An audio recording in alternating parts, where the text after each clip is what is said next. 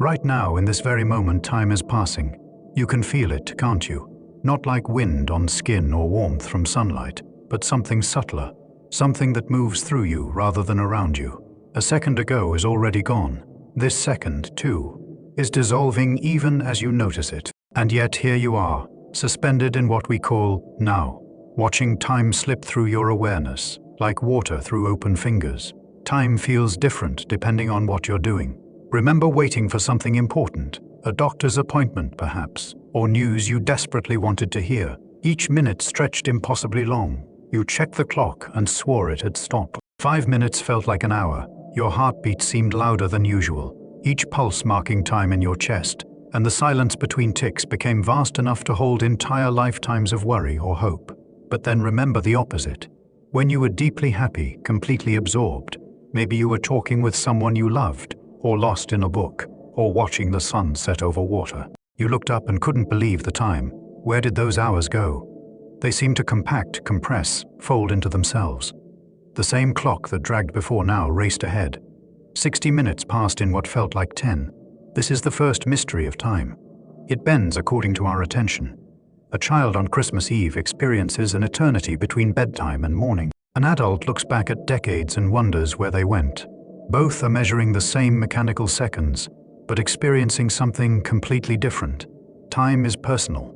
It moves through each of us at its own pace, responding to joy and boredom, fear and peace, anticipation and contentment. Think about waiting in a quiet room. You're sitting, nothing to do, just waiting. Your mind starts to wander. You notice small things, dust moving through a beam of light, the pattern of shadows on the wall, the sound of your own breathing. Time becomes thick, present, almost visible. You exist inside each second fully. There is a strange peace in it. Once you stop resisting, the waiting itself becomes the thing you're doing. And time, instead of being your enemy, becomes your companion. Or consider the moment right before sleep, which you might be experiencing now. You're lying down, eyes closed or nearly closed, body heavy and warm. Time begins to lose its shape. You're not quite sure if seconds or minutes are passing. Thoughts drift by without urgency. The need to track time, to measure it, to manage it, all of that fades. You're floating in duration without direction. This is what time feels like when you stop trying to hold on to it. When you stop fighting its flow and simply let it carry you. Humans have always tried to capture time, make it visible, pin it down. We built sundials, watching shadows crawl across stone. We invented water clocks, letting liquid drip at steady rates, measuring hours in the descent of fluid through narrow openings. We created hourglasses, watching sand cascade from one chamber to another, grains falling with patient inevitability, and eventually we made mechanical clocks, gears and springs and pendulums, all working together to divide the day into identical countable pieces. These devices are marvels of human ingenuity. They give us the power to coordinate, to plan, to measure our lives with precision. Your clock right now is probably accurate to within a second per month. Atomic clocks can track time to billionths of a second. We've gotten very good at measuring time's passage, at marking its movement with extraordinary accuracy. But here is the paradox. The clock measures something, but what exactly? When you watch a second hand sweep around a clock face, you're watching a machine move. The gears are turning. Yes, but is that what time is? The movement of machinery. If all the clocks in the world stopped, would time stop too? Of course not. Time would keep flowing, invisible and unstoppable, whether we measured it or not. Time is more like a river than a clock. It flows.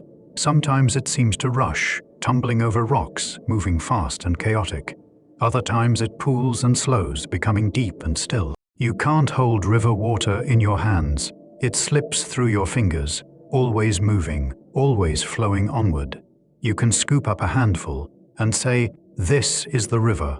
But the moment you hold it, it is just water in your palm. The river itself has already moved on.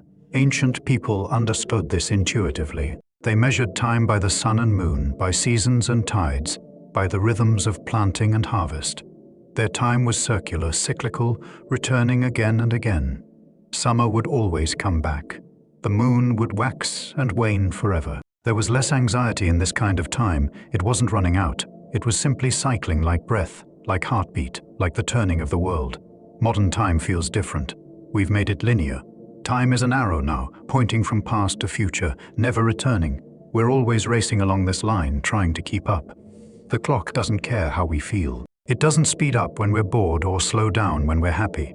It just ticks, mechanical and indifferent, measuring out our lives in perfect identical units.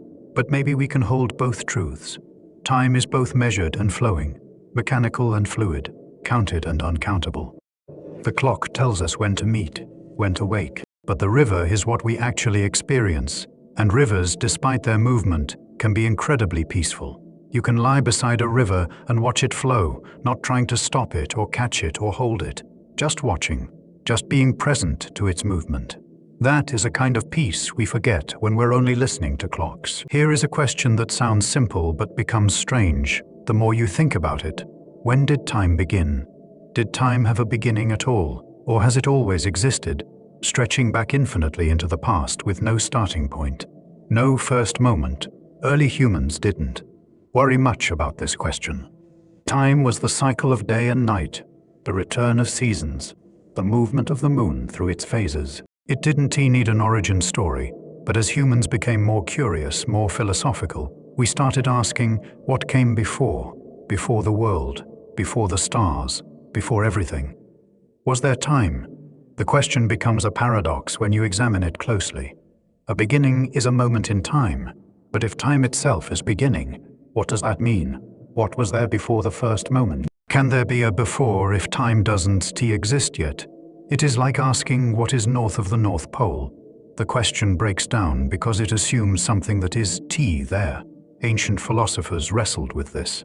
Some said time must be eternal. It has no beginning and no end.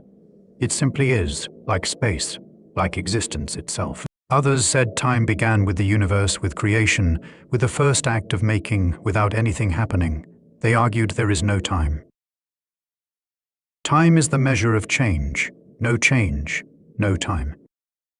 Modern physics has offered an answer, though it is not entirely satisfying, according to our best understanding. Time began with the Big Bang, about 13.8 billion years ago. Before that moment, there was no before. No space, no matter, no energy, no time.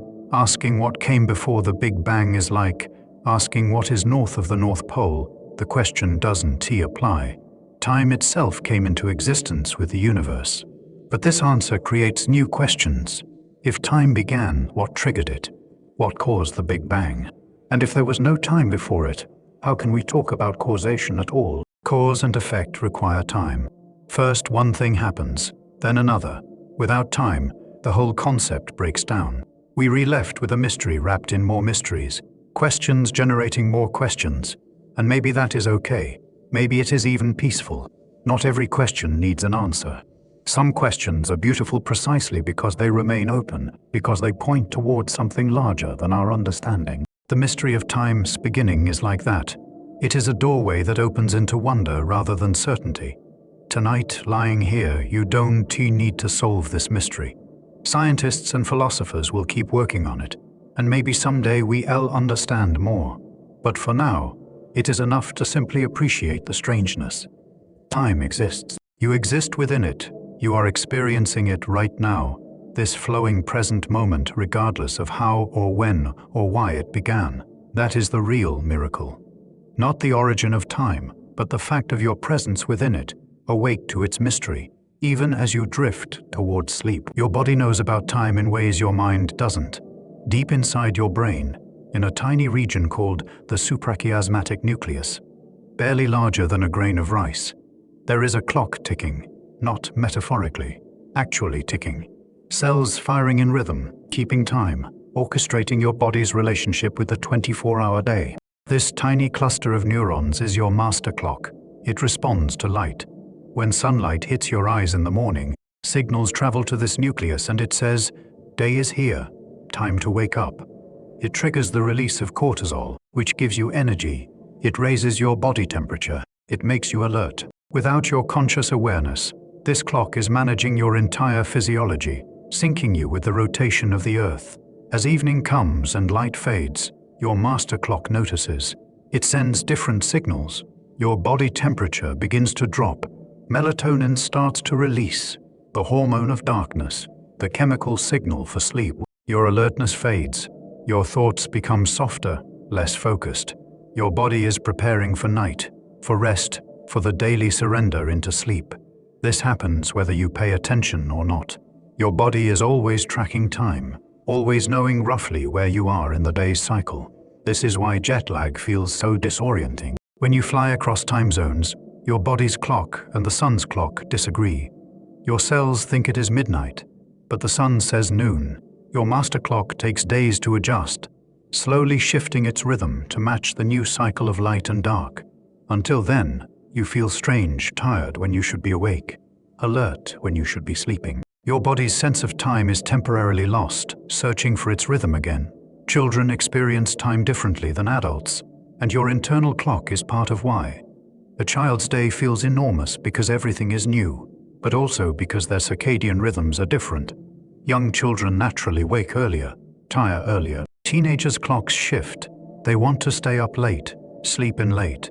Their biology actually changes the timing of melatonin release. It is not laziness. It is time manifesting differently in different bodies at different ages. As you age, your relationship with time continues to evolve. Older people often sleep less, wake earlier, feel the day's rhythm differently. The master clock changes its pattern, but it is still there, still ticking, still trying to keep you synced with the world's rotation, with sunrise and sunset, with the ancient rhythm that every living thing on Earth follows. Right now, your body knows what time it is. It knows you're moving towards sleep. It is already preparing, already releasing the chemistry of rest. You don't have to think about it. You don't have to try. Your personal clock is taking care of everything quietly, in the dark behind your awareness, keeping time in ways that have nothing to do with numbers or clocks or measurements. Your body's time is older than civilization, older than language. It has been keeping this rhythm for as long as life has existed on Earth. After everything we've explored, the feeling of time, the clocks and rivers, the beginning of time, the clock inside your body, we're left with something surprising. We still don't really know what time is. Not completely, not definitively. And that is not a failure. It is actually an invitation. Physicists study time. Philosophers debate it. Poets try to capture it in words. Everyone who thinks about time seriously eventually arrives at the same place. Deep mystery. Time is the most familiar thing in our experience. We swim in it constantly, like fish in water. But when we try to explain it, to say what it actually is, language starts to fail. Our concepts become slippery. We circle around something we can feel but can't quite grasp. Einstein showed that time is relative, that it bends and stretches. Quantum mechanics suggests time might be fuzzy at small scales. Thermodynamics says time has a direction. Neuroscience reveals that our experience of time is constructed by our brains. But none of these insights fully explains time itself. They're all pieces of a larger puzzle, and the puzzle remains incomplete. This could be frustrating. Humans like answers. We like to solve problems, close questions, understand fully. But there is another way to relate to mystery, with appreciation, with wonder, with the recognition that not knowing can be its own kind of wisdom. When you were a child, the world was full of things you didn't understand, and that was okay.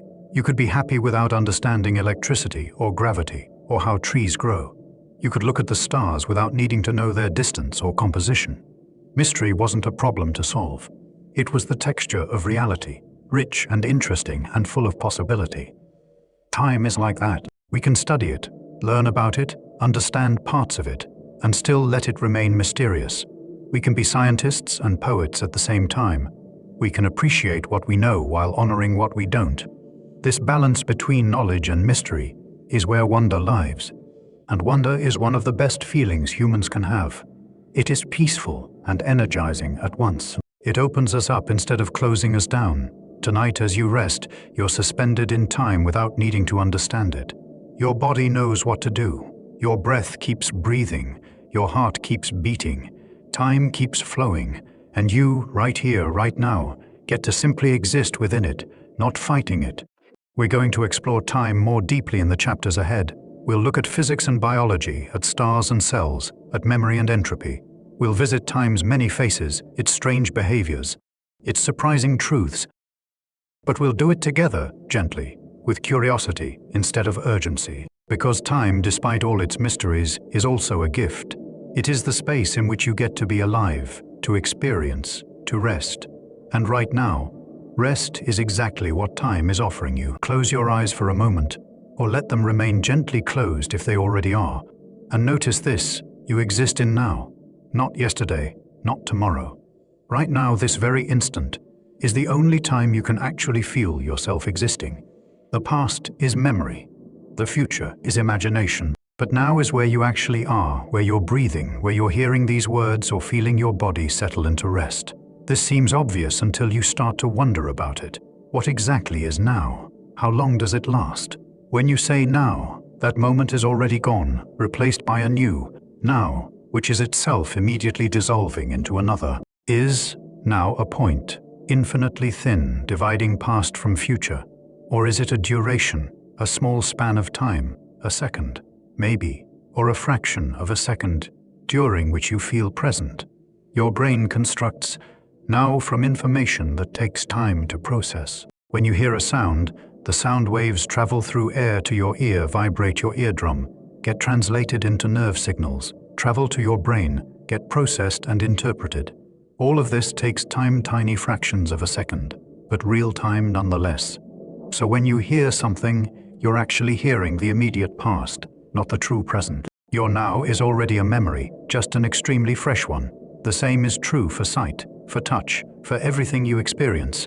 Your senses take time to deliver information to your consciousness. Your consciousness takes time to assemble that information into experience. The now you're experiencing is actually a reconstruction, a best guess by your brain about what is happening in the world around you, delayed by the speed of nerve signals and neural processing. But here is where it gets stranger. Is there one universal now that everyone shares? When you're aware of this present moment, is everyone everywhere experiencing the same now? Common sense says yes. Right now is right now everywhere, but physics says otherwise. According to Einstein's discoveries, there is no single universal now shared across space. Different observers in different locations, moving at different speeds, have different nows. The present moment is not the same for everyone. This isn't science fiction. It is measured reality. It means that now for you right here is different from now for someone on the other side of the Earth, or on the moon, or traveling in a spaceship. Not by much, tiny fractions of a second usually, but genuinely different. The universe doesn't have one synchronized now. It has countless overlapping nows, each belonging to a particular perspective, a particular observer in a particular place. This revelation might feel destabilizing at first, but there is something peaceful about it too. Your now is yours, personal, intimate. You're experiencing your own stream of time, your own present moment, uniquely yours. And everyone else is experiencing theirs. We're all flowing through time together, but separately, like leaves on different streams that sometimes touch, but mostly drift parallel, each following its own current. Albert Einstein wasn't too trying to revolutionize our understanding of time. He was trying to solve a puzzle about light. In the early 1900s, physicists had noticed something odd.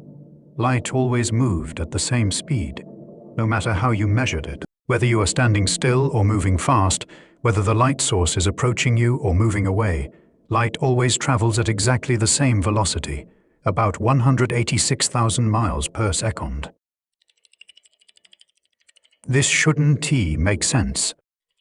If you are in a car driving toward another car, the cars approach each other faster than either is moving alone. Velocities add, but light doesn't work that way. Light always moves at the same speed relative to you, regardless of your motion. Einstein wondered, how is that possible? His answer, published in 1905 in his theory of special relativity, changed everything. Light. Speed is constant because space and time are not. Instead of being fixed, absolute, the same for everyone everywhere. They stretch and squeeze depending on how you are moving. Time slows down when you move fast. Space contracts. Everything adjusts so that light, speed remains constant. Imagine you are on a train traveling very fast. Not normal train speeds, but close to the speed of light. To someone standing on the platform watching you pass, Time inside the train is moving more slowly than time outside. Your watch ticks more slowly. Your heartbeat is slower. Your thoughts process more slowly. Not that you denotice, everything inside your frame of reference feels normal, but to the observer on the platform, you are moving in slow motion through time. This isn't illusion or trickery. It is real. Time genuinely moves at different rates depending on your speed. Astronauts on the International Space Station moving at 17,500 miles per h-hour age microseconds, less than people on Earth over the course of a mission. Their clocks run slightly slower. The effect is tiny at that speed, but it is real and measurable. The faster you move, the slower time passes for you, relative to someone standing still. At 90% the speed of light, time would move at about half its normal rate. Travel at 99.99% the speed of light, and time would slow to a crawl. A year could pass for you while decades pass on Earth. Not because your watch is broken, but because time itself is moving differently for you. Gravity does this too. Time moves more slowly in stronger gravitational fields. Time at the bottom of a mountain passes slightly more slowly than time at the peak. The difference is infinitesimal. You never notice it in everyday life, but it is there. GPS satellites have to account for this. They orbit above Earth where gravity is slightly weaker, so time for them moves slightly faster than time on the surface. If the GPS system didn't correct for this time difference, your navigation would be off by miles within hours. Einstein discovered that time is not a cosmic clock ticking uniformly everywhere. Time is woven into the fabric of space. Together they form spacetime, a four-dimensional tapestry that bends and flexes with motion and gravity. You are not moving through time. You are moving through spacetime, and the path you take determines how much time you experience. This is one of the most beautiful insights in all of physics. Time is not separate from the universe. It is part of the universe's structure, and like everything physical, it can bend. There is a thought experiment now over a century old that makes relativity strangeness vivid. It is called the twin paradox. Imagine two twins, identical in every way, both 20 years old. One twin stays home on Earth. The other twin boards a spacecraft that can travel near the speed of light. The traveling twin leaves Earth, accelerates to 99% of light speed, travels to a star 10 light, years away, then turns around and comes back at the same tremendous speed. The journey feels normal to the traveling twin. They eat, sleep, read, live their life aboard the ship. Time seems to pass normally from their perspective. The trip takes, let's say. But when they return to Earth and step off the spacecraft, they find something shocking. Decades have passed. Their twin, who stayed home, is now 50 years older. The Earth twin is elderly. The traveling twin is still young, only 3 years older than when they left. Same genes, same birthday, but one has aged 30 years more than the other. This isn't science fiction. This is what relativity predicts, and it is not a paradox at all. It is just how time works when you move near light speed. Time for the traveling twin genuinely moved more slowly. They experienced less time. They lived fewer years, not because they were in suspended animation or somehow preserved, but because time itself was passing more slowly for them. If this feels impossible, that is because it contradicts our everyday experience. In normal life, everyone's clocks tick at the same rate. An hour is an hour for everyone, but that is only true because we all move at similar speeds in similar gravitational fields. If we moved at drastically different speeds, we experience drastically different amounts of time. This has been tested not with humans traveling at light speed. We don't have the technology for that, but with atomic clocks on fast, moving jets and satellites. The clocks age differently depending on their speed and altitude.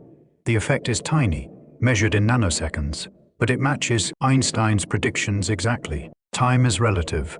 Think about the traveling twin during their journey. They were looking out the window of their spacecraft, watching stars stream by at incredible speed. They were thinking about their sibling back home, wondering what they were doing. They assume that roughly the same amount of time is passing for both of them. But they were wrong. With every hour that passes on the ship, years are passing on Earth. Their twin is aging, living, experiencing decades while they experience months.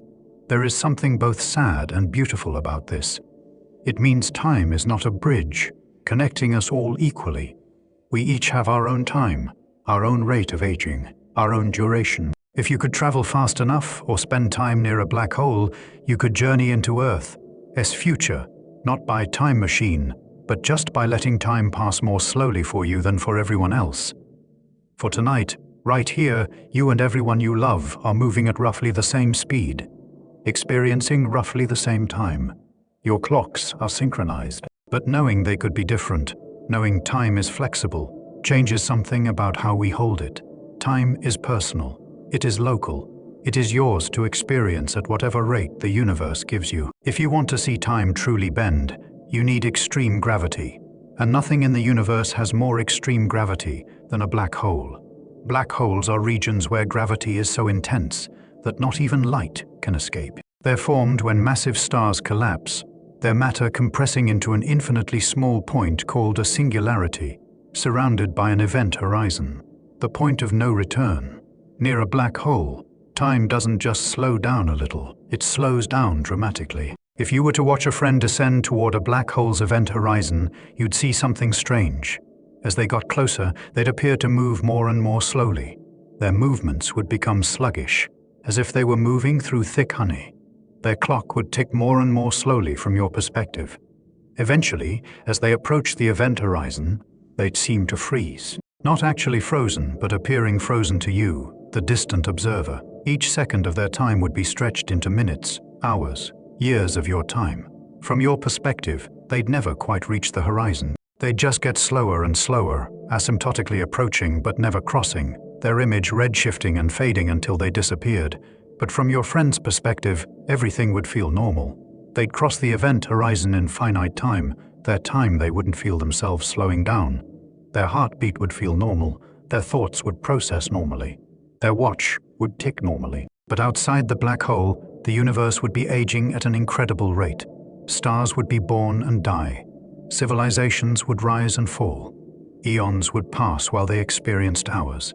This is not hypothetical. This is how gravity affects time, and we know black holes exist. We've detected them, measured them, even photographed one's shadow. They're real objects in the real universe, bending time so drastically that the normal rules of temporal experience break down completely. There is a scene in a movie Interstellar that depicts this beautifully. Astronauts descend to a planet near a black hole. They spend 3 hours on the surface. When they return to their spacecraft, they find that decades have passed for the crew member who stayed behind. He is aged 23 years. They've aged 3 hours. Same ship, same mission, different amounts of time experienced because of proximity to the black hole's gravity. This kind of time dilation creates a strange opportunity. If humans ever develop the technology to approach black holes safely, we could use them as time machines, not to travel into the past, but to journey into the future, spend a year near a black hole's event horizon, then return to Earth, and you might find that thousands of years have passed. Everyone you knew would be gone. The world would be unrecognizable. You would have traveled forward through time simply by letting time pass more slowly for you. But black holes also remind us of something humbling. Time is not the steady, universal background we imagine. It is woven into the universe's structure, and wherever that structure warps, near massive objects, at high speeds, time warps, too. Our experience of time is contingent, local, dependent on where we are and how we're moving. For now, you're far from black holes, safe in the gentle gravity of Earth, where time flows at its familiar pace. But knowing time can bend so drastically, knowing there are places in the universe where a year could be a millennium, adds depth to every ordinary second. Time is stranger and more precious than it seems. Here is the final mind-shifting truth about relativity. There is no universal clock, no cosmic timekeeper, no single now that extends across the universe. Every observer has their own time, their own present moment, and these don't necessarily line up. When you look at the stars tonight, if you can see them, the light from those stars has traveled for years, sometimes thousands or millions of years, to reach your eyes. The star you're seeing might not even exist anymore. It might have exploded centuries ago, but its light is still traveling toward you, carrying the image of a star that is already gone. This means the universe doesn't have a single present moment. Different locations have different nows. When you look at a star 10 light years away, you're seeing that star's now from 10 years ago. But someone living on a planet orbiting that star would be experiencing a completely different now. And from their perspective, Earth's now would be what was happening here 10 years ago. There is no way to synchronize all these different nows into one universal present. Einstein showed that simultaneity, the idea that two events can happen at the same time, only makes sense for observers in the same reference frame. Change your speed, change your location, and events that seemed simultaneous to you will seem to happen at different times to someone else. This might sound alarming, like the universe lacks coherence, like reality is fragmenting into countless different times. But there is another way to see it.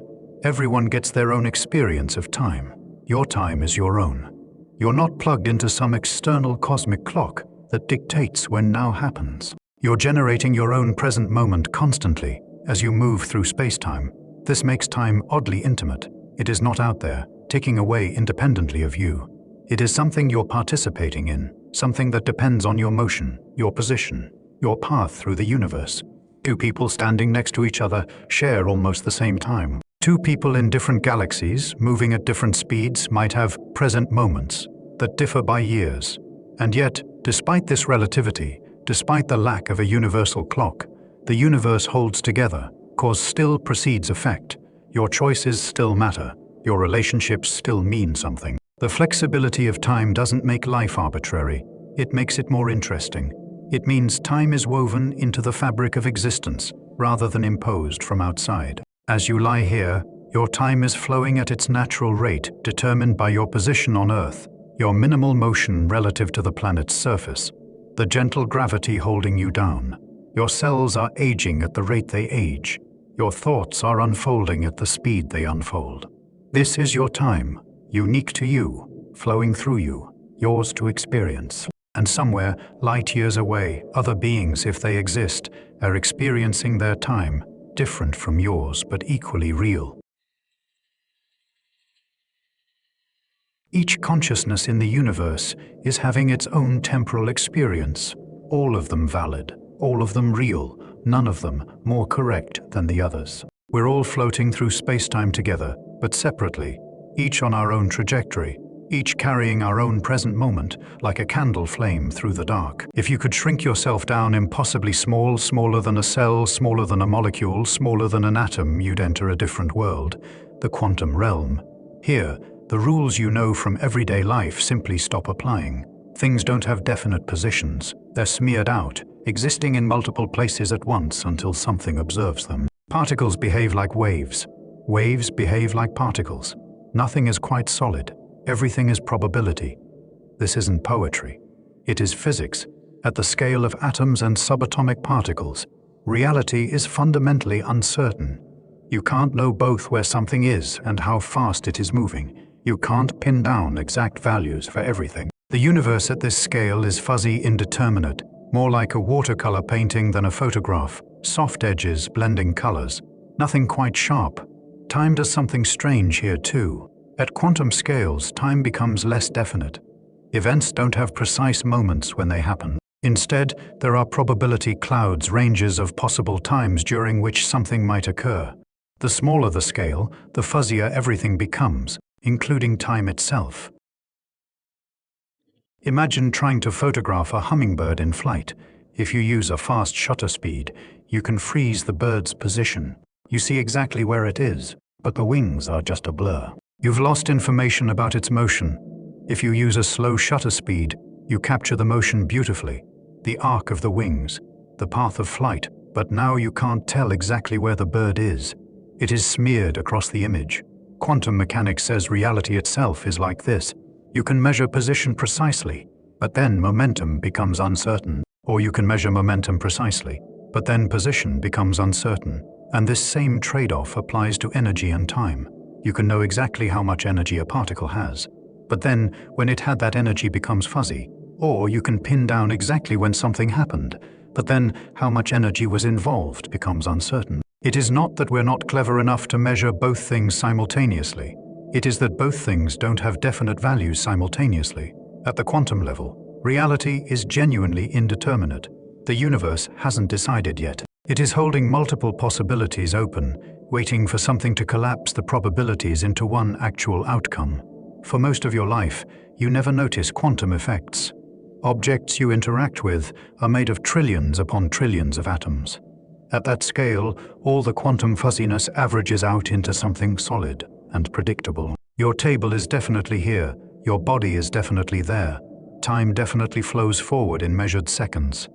The quantum strangeness is hidden beneath the surface, like texture in a painting that disappears when you step back. But it is there. Every atom in your body, every photon of light hitting your eye, every electron flowing through the neurons of your brain. All of it is fundamentally quantum. All of it is, at the deepest level, uncertain, probabilistic, existing in superposition until something measures it. You're built from quantum fuzziness that somehow assembles itself into the coherent, definite experience of being you. And time at that quantum level is part of the fuzziness. It doesn't march forward in clear, discrete steps. It pools and spreads, becomes soft, loses its sharp edges. This is time at its most fundamental, not the measured clock time of human experience, but the underlying quantum foam from which our everyday time emerges. Werner Heisenberg in 1927 discovered something that shook physics to its core. He realized that there are fundamental limits to what we can know about quantum systems. His uncertainty principle states that you cannot simultaneously know both the position and momentum of a particle with perfect precision. The more accurately you measure one, the less accurately you can know the other. This isn't about measurement difficulty. It is about reality itself. A particle doesn't have both a definite position and a definite momentum at the same time. It is not that we don't know these values. It is that they don't exist as definite values simultaneously. The particle is genuinely smeared out, existing in a state of multiple possibilities until something interacts with it and collapses those possibilities into one actual outcome. The same principle applies to energy and time. There is an uncertainty relation between them, fine t when tine t too. In plain language, this means that if you try to measure the energy of a quantum system very precisely, the time during which it has that energy becomes uncertain. Or if you try to pin down exactly when something happened, the energy involved becomes fuzzy. Think about a particle appearing and disappearing in empty space. According to quantum mechanics, this happens constantly. Virtual particles pop into existence out of nothing, exist for a tiny fraction of a second, then vanish. They borrow energy from the vacuum itself, but they have to pay it back so quickly that the universe's books balance. The shorter the time they exist, the more energy they can borrow. The longer they linger, the less energy they can have. This is possible because of the uncertainty principle. For extremely short durations, energy does need to be precisely conserved. The universe can be a little fuzzy about its accounting as long as everything balances out over longer timescales. Virtual particles exist in this gap, this quantum loophole, borrowing energy that doesn't quite exist and paying it back before anyone notices. What does this mean for time?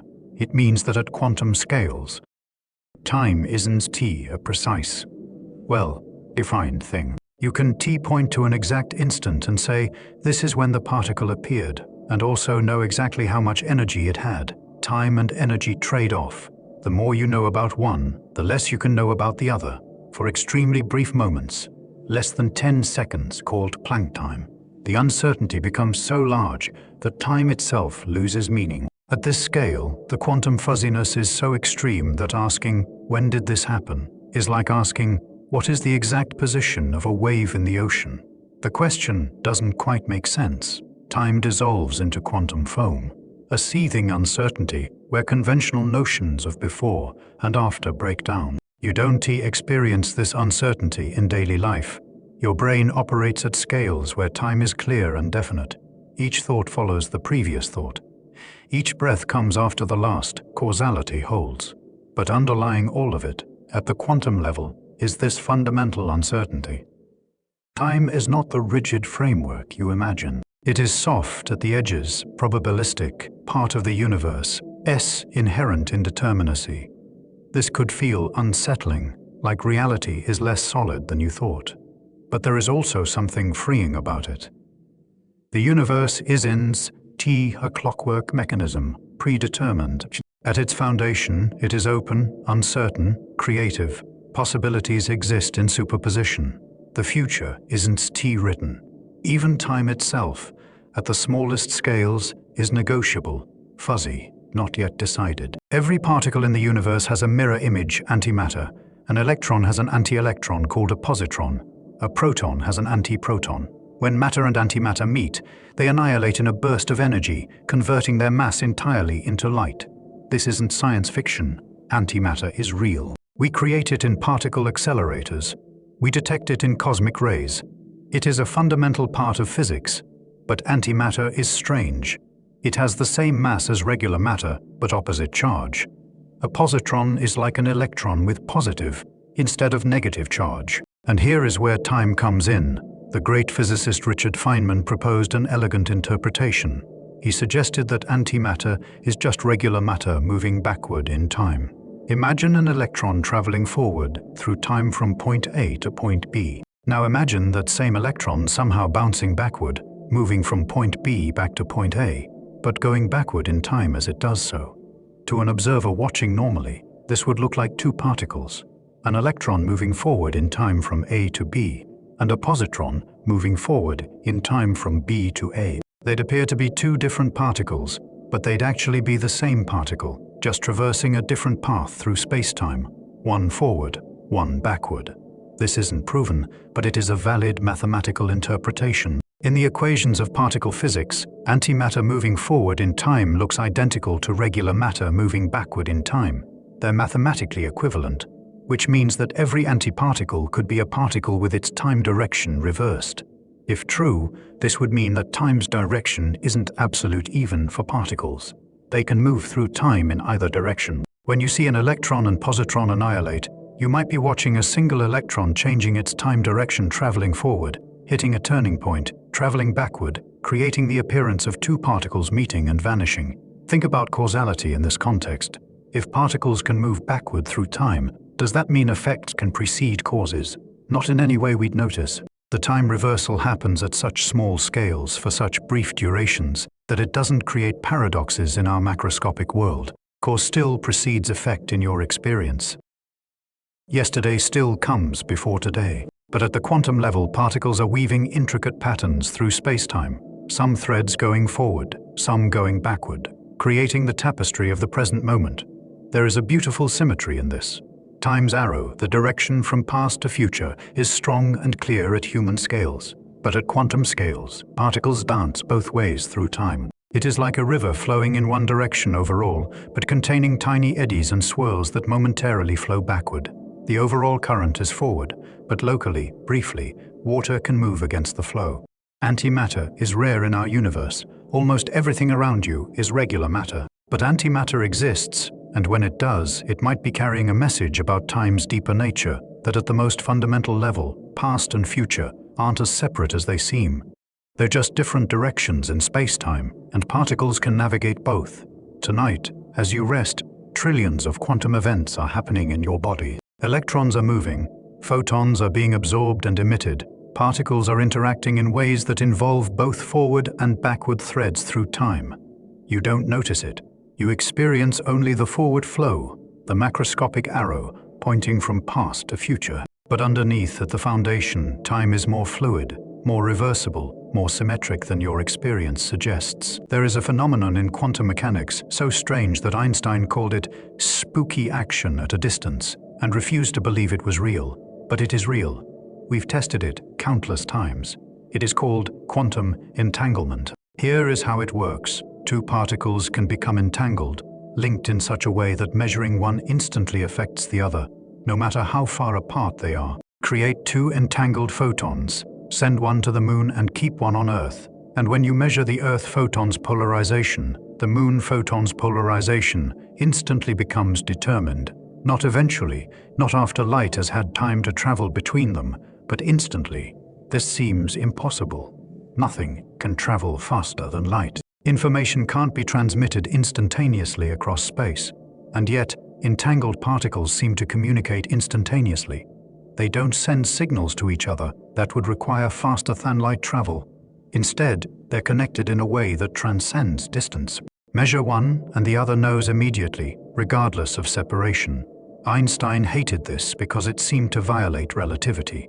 If information can travel instantaneously, then there is an absolute simultaneity, a universal. Now, where both measurements happen at the same instant. But relativity says there is no absolute simultaneity.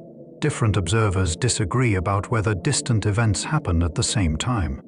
The resolution is subtle. Entanglement doesn't transmit information. You can't use it to send messages. When you measure one entangled particle, you learn something about its partner, but the result is random.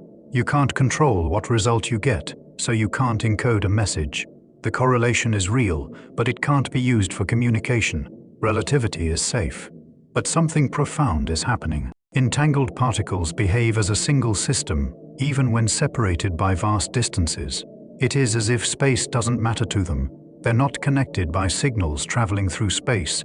They're connected at a deeper level, one that exists outside the usual structure of spacetime. Some interpretations suggest that entanglement shows us something fundamental about time and space. They're not the deepest level of reality. Underneath spacetime, there might be a more fundamental layer, sometimes called the quantum information layer, where everything is connected, where distance and duration haven't yet emerged as separate things. From this perspective, entanglement isn't particles mysteriously communicating across space. It is particles remaining part of a unified whole that was never really separated. Space itself is an emergent property, something that appears at large scales but doesn't exist fundamentally. And if space is emergent, maybe time is too. Maybe both space and time arise from deeper quantum relationships that are inherently non-local, inherently timeless. This is speculation, but it points to something important. The universe is more interconnected than it appears. What looks like separate, distant objects might be different aspects of a unified whole. Particles separated by light years might still be intimately connected through quantum entanglement, sharing information not through signals in space, but through correlations built into the structure of reality itself. Think about the implications for time. If particles can be correlated across space without signals traveling between them, perhaps events can be correlated across time in similar ways. Perhaps the present moment isn't isolated from past and future, but is entangled with them, connected through quantum threads that weave through spacetime in ways we don't fully understand. You don't need to understand the math to appreciate the strangeness.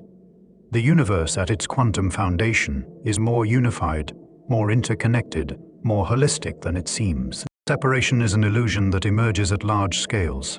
Fundamentally, everything touches everything, and time, rather than dividing past from future, might be another aspect of this deep interconnection, another dimension in which entanglement operates. Here is one of the deepest mysteries in physics. Many quantum equations don't include time at all. The Schrödinger equation, which governs how quantum systems evolve, can be formulated in a way where time doesn't appear as a variable. The equation describes a timeless state, a static configuration of possibilities that exists all at once. This is called the Wheeler-DeWitt equation in quantum cosmology. It describes the universe's wave function without reference to time. The entire history of the universe, past, present, future, exists as a single quantum state, a superposition of all possible configurations. In this picture, time doesn't flow, nothing changes. Everything that has happened or will happen simply is eternally, timelessly. This sounds completely wrong. Time obviously flows. You age. Things change. Yesterday is different from today. But the Wheeler-DeWitt equation suggests that time's flow is an illusion created by our limited perspective. From a timeless cosmic viewpoint, all moments exist simultaneously, unchanging, eternal. How can this be reconciled with experience? The answer isn't fully clear, but one proposal is that time emerges from entanglement. When quantum systems become entangled with their environment, when they interact with surrounding particles, fields, and structures, they create the appearance of time flow. What seems like change through time is actually the unfolding of correlations between different parts of the quantum state. Think of it like a movie. The entire film exists all at once, on the hard drive, every scene, every frame, already present. But when you watch it, you experience it as a sequence, one moment following another. Time seems to flow. The story seems to unfold. But from outside the movie, from the perspective of someone looking at the hard drive, it is all just there, static, complete. Maybe the universe is like this.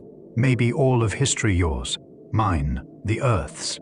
The universe exists as a single, complete, timeless structure. And our experience of time flow is like watching the movie, real to us, meaningful to us. But ultimately, a perspective-dependent phenomenon arising from our position within the structure. This doesn't make time an illusion in the sense of being unreal. Your experience is real, time's passage is real to you.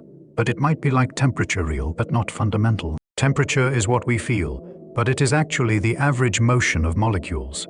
Similarly, time might be what we experience, but it is actually something else at a deeper level, perhaps the entanglement patterns between quantum systems or the correlations within the universal wave function. Some physicists take this further. They suggest that at the most fundamental level there is no time. The universe is a timeless quantum state. Time is entirely emergent, appearing only when we describe systems from within, from the perspective of observers who are themselves part of the quantum state. If true, this would mean that the time you're experiencing right now, this sense of a present moment flowing from past to future, is your consciousness constructing temporality from timeless quantum correlations. You're reading time into a universe that, fundamentally, has no time. This is deeply mysterious and perhaps impossible to fully grasp, but it is also oddly peaceful. If the entire history of the universe exists timelessly, then in some sense, every moment is preserved forever. Nothing is truly lost. Your past exists as part of the timeless structure. Your future exists too in superposition, waiting to be actualized by your choices and experiences. You don't need to understand this to rest. You can let the mystery be mysterious. Quantum mechanics is strange. Time is strange. And that strangeness doesn't make your experience less real. It makes it more wondrous, more worth savoring. Each moment, each breath, each second of time you experience is emerging from something deep and vast and timeless. You're a wave on an infinite ocean, existing briefly in time, while the ocean itself is eternal. Deep in the center of your brain, nestled above where your optic nerves cross, there is a tiny cluster of cells called the suprachiasmatic nucleus. It is about the size of a grain of rice, roughly 20,000 neurons, no more than that. And yet, this tiny region is your body's master clock, orchestrating nearly every biological rhythm you have. Light enters your eyes. Some of that light, especially blue light from the sun, travels along special pathways directly to these cells. The suprachiasmatic nucleus receives this signal and interprets it. Day has arrived. In response, it sends cascading signals throughout your body. Your heart rate increases slightly. Your body temperature starts to rise. Cortisol, the alertness hormone, floods your bloodstream. Melatonin production stops. Your body is waking up, preparing for the active part of the day. This isn't something you consciously control. You can decide when to release cortisol or when to stop producing melatonin.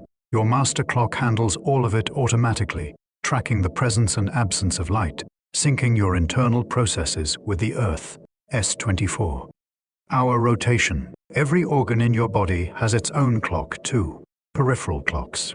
Your liver has a clock, your heart has a clock, your muscles, your kidneys, even individual cells throughout your body keep their own time, but they all take orders from the master clock in your brain. It synchronizes them, keeps them coordinated, ensures that your entire body is operating on the same schedule.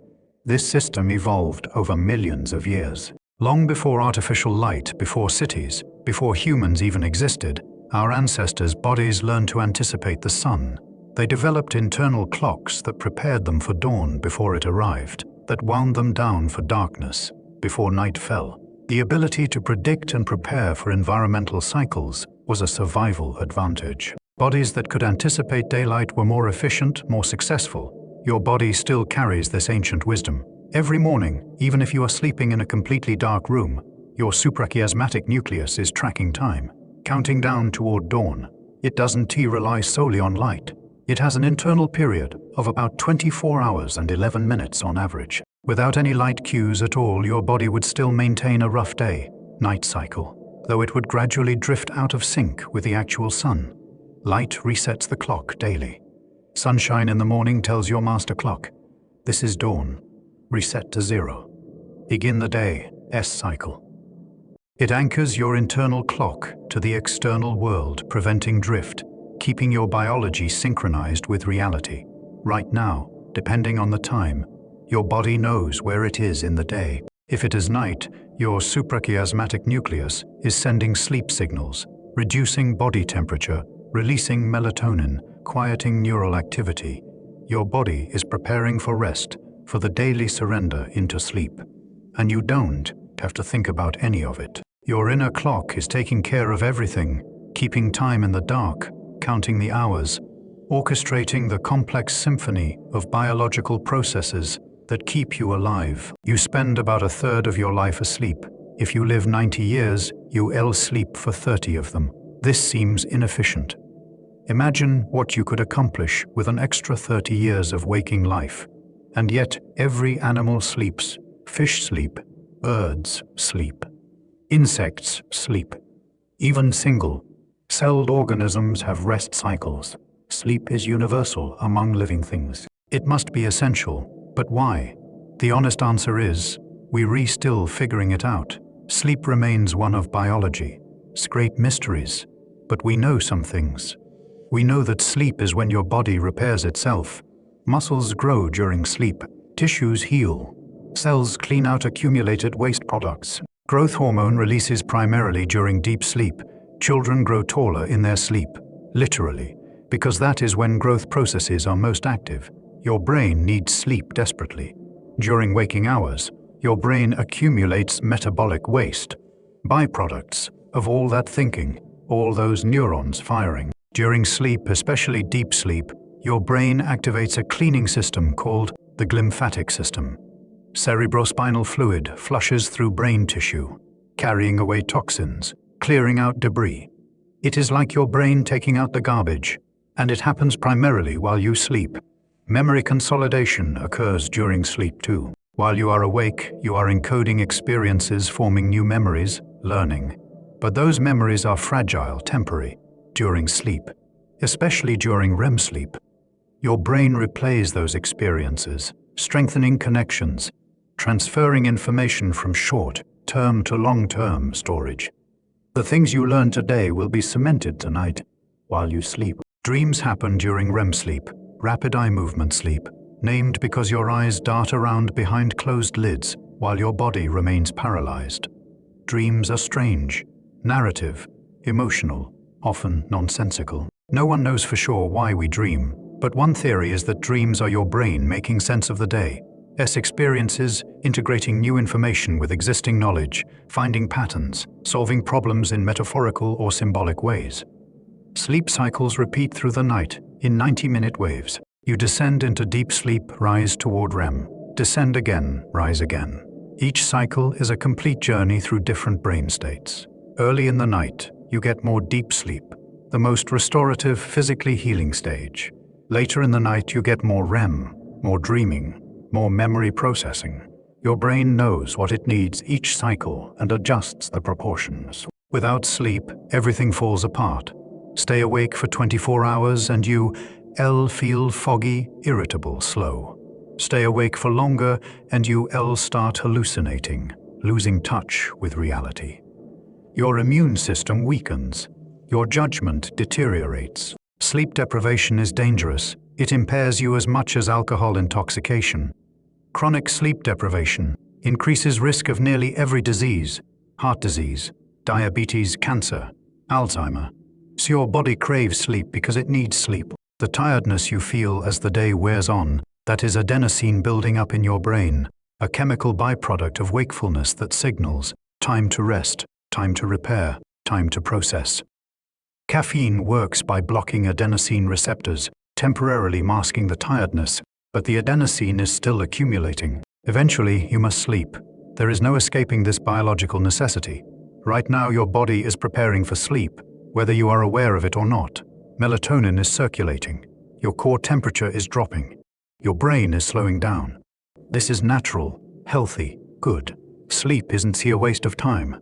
It is an investment, a necessary part of being alive. When you sleep well, everything works better. When you don't, everything suffers. Imagine boarding a plane in New York at noon and landing in Tokyo 14 hours later. According to your watch, it is 2 a.m.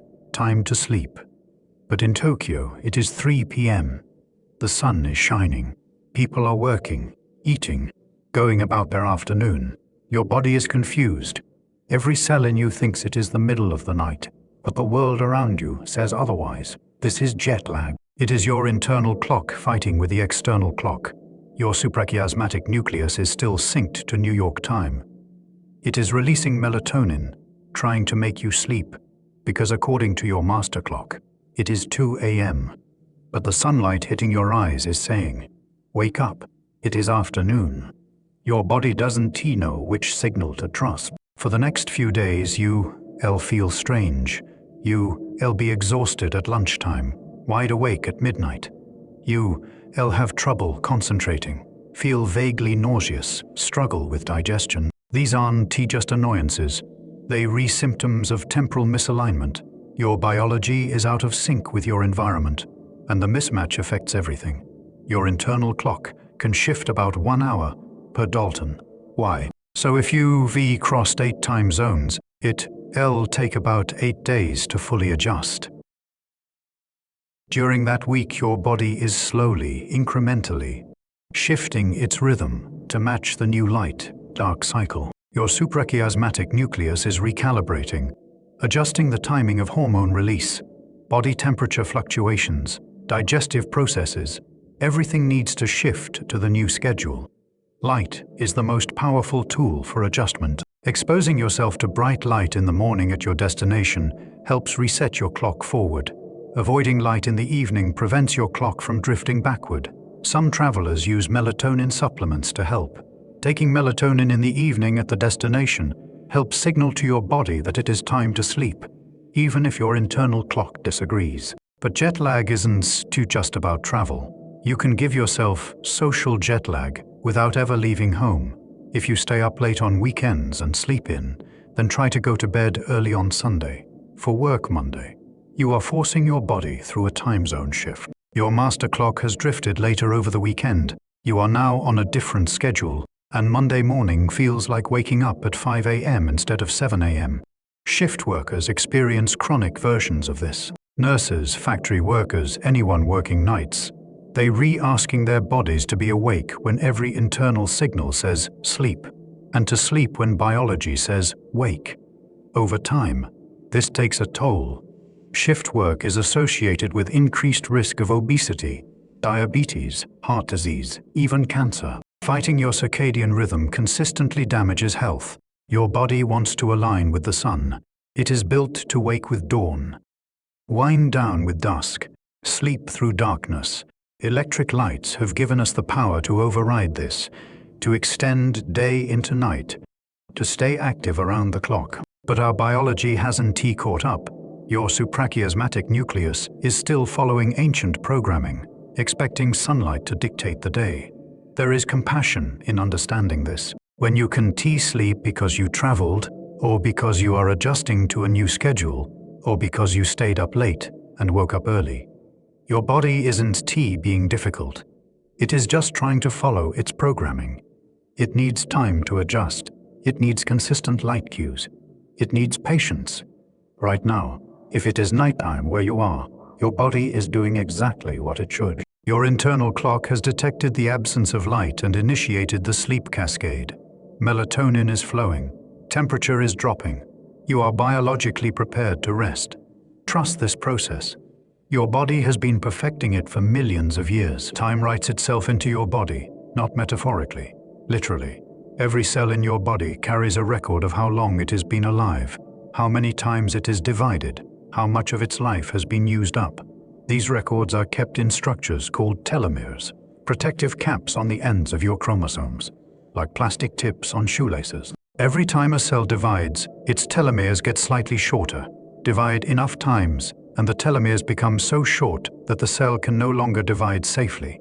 It enters a state called senescence, still alive but no longer functioning properly, no longer able to renew itself.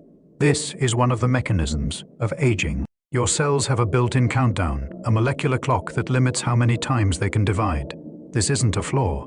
It is actually a safety mechanism. Cells that could divide indefinitely would be immortal, and immortal cells are dangerous. So evolution gave us telomeres, a way to ensure that cells eventually stop dividing, preventing runaway growth. The trade-off is aging. We avoided cancer risk but accepted mortality. As you age, cells throughout your body are reaching their limits. Skin cells stop dividing as readily. Muscle cells diminish, so muscles weaken. Immune cells decline, so your immune system becomes less effective. These aren't separate problems. They're all aspects of the same fundamental process. Cellular aging driven by telomere shortening and other accumulated damage. But aging isn't just cellular. It is systemic. Your organs age, your tissues accumulate damage. DNA mutations accumulate. Proteins misfold and aggregate. Mitochondria, the power plants of cells, become less efficient. Crosslinks form between molecules, making tissues stiffer. Your body's repair mechanisms gradually become less capable of keeping up with the damage, and the balance tips toward decline. Time also changes how you experience time itself. Children live in a constant present, with time stretching endlessly ahead. Teenagers feel immortal. Young adults are still surprised by how quickly years pass. But as you age, time accelerates. Decades that once felt impossibly long now seem to fly by. Birthdays arrive faster. Seasons cycle quicker. The years compress. This isn't imagination. There are physiological reasons for it. Novelty creates detailed memories, and detailed memories make time feel longer in retrospect. Children experience constant novelty. Everything is new, unfamiliar, worth encoding. Adults fall into routines. Familiar experiences create fewer distinct memories. So looking back, time seems compressed. Years blur together. Your metabolism slows with age, too. Metabolic rate, the speed at which your cells burn energy, declines gradually throughout life. Some researchers speculate that metabolic rate influences time perception. Faster metabolism might correlate with faster subjective time. As your metabolism slows, perhaps your internal sense of time slows too, making external time seem faster by comparison. But aging isn't only loss. It is also gain. You accumulate wisdom, perspective, patience. You learn what matters. You become more yourself, more confident in who you are. Many people report greater happiness in later life, despite physical decline, because they've learned to focus on what brings joy and let go of what doesn't. Your body will age. This is non-negotiable. Cells will divide until they can't. Telomeres will shorten. Tissues will change. Time will mark you inside and out. But this process, while inevitable, is also natural. Every organism ages. Every living thing experiences time this way, a slow, steady accumulation of years, written into biology, irreversible, but not tragic. Acceptance of aging isn't resignation, it is realism. Fighting time is exhausting. Accepting it is peaceful. You can take care of your body, exercise, eat well, sleep enough, all of which slow aging modestly, but you can't stop it. What you can do is make peace with it. Be grateful for the time you have. Appreciate the body you're in exactly as it is, at whatever age you are. Right now, your body wants rhythm. It craves consistency. The suprachiasmatic nucleus, your master clock, works best when it receives regular signals. Same wake time, same sleep time, same light exposure patterns. Day after day, when your schedule is consistent, everything runs more smoothly. You sleep better. Your mood stabilizes. Your metabolism optimizes. Think about what happens when you keep a regular sleep schedule. You go to bed around the same time each night. You wake around the same time each morning. Within a few weeks, your body learns this rhythm. You start feeling sleepy naturally at bedtime, without forcing it. You wake naturally near your alarm time, sometimes even before it sounds. Your circadian rhythm has locked onto your schedule. This synchronization feels good. Your body releases melatonin right when you need to sleep. Cortisol peaks right when you need to wake. Your hunger hormones activate when meals should happen. Your energy levels peak during your active hours. Everything aligns. You are not fighting your biology. You are flowing with it. Light is crucial to this. Bright light in the morning tells your clock. Day is starting. It shifts your rhythm earlier, makes it easier to wake, harder to stay up late. Dim light in the evening allows melatonin to rise naturally, preparing you for sleep, but blue light from screens, phones, LEDs suppresses melatonin. Your brain interprets blue light as daylight, as a signal to stay awake. Eating also affects your clock. Your digestive system has its own circadian rhythm. It expects food during certain hours. Eating late at night confuses this rhythm, signals to your body that it should be awake and active when it should be winding down. Early dinners support better sleep. Late night snacking disrupts it. Movement matters too. Exercise strengthens circadian rhythms. Physical activity during the day makes you more alert then and more sleepy later.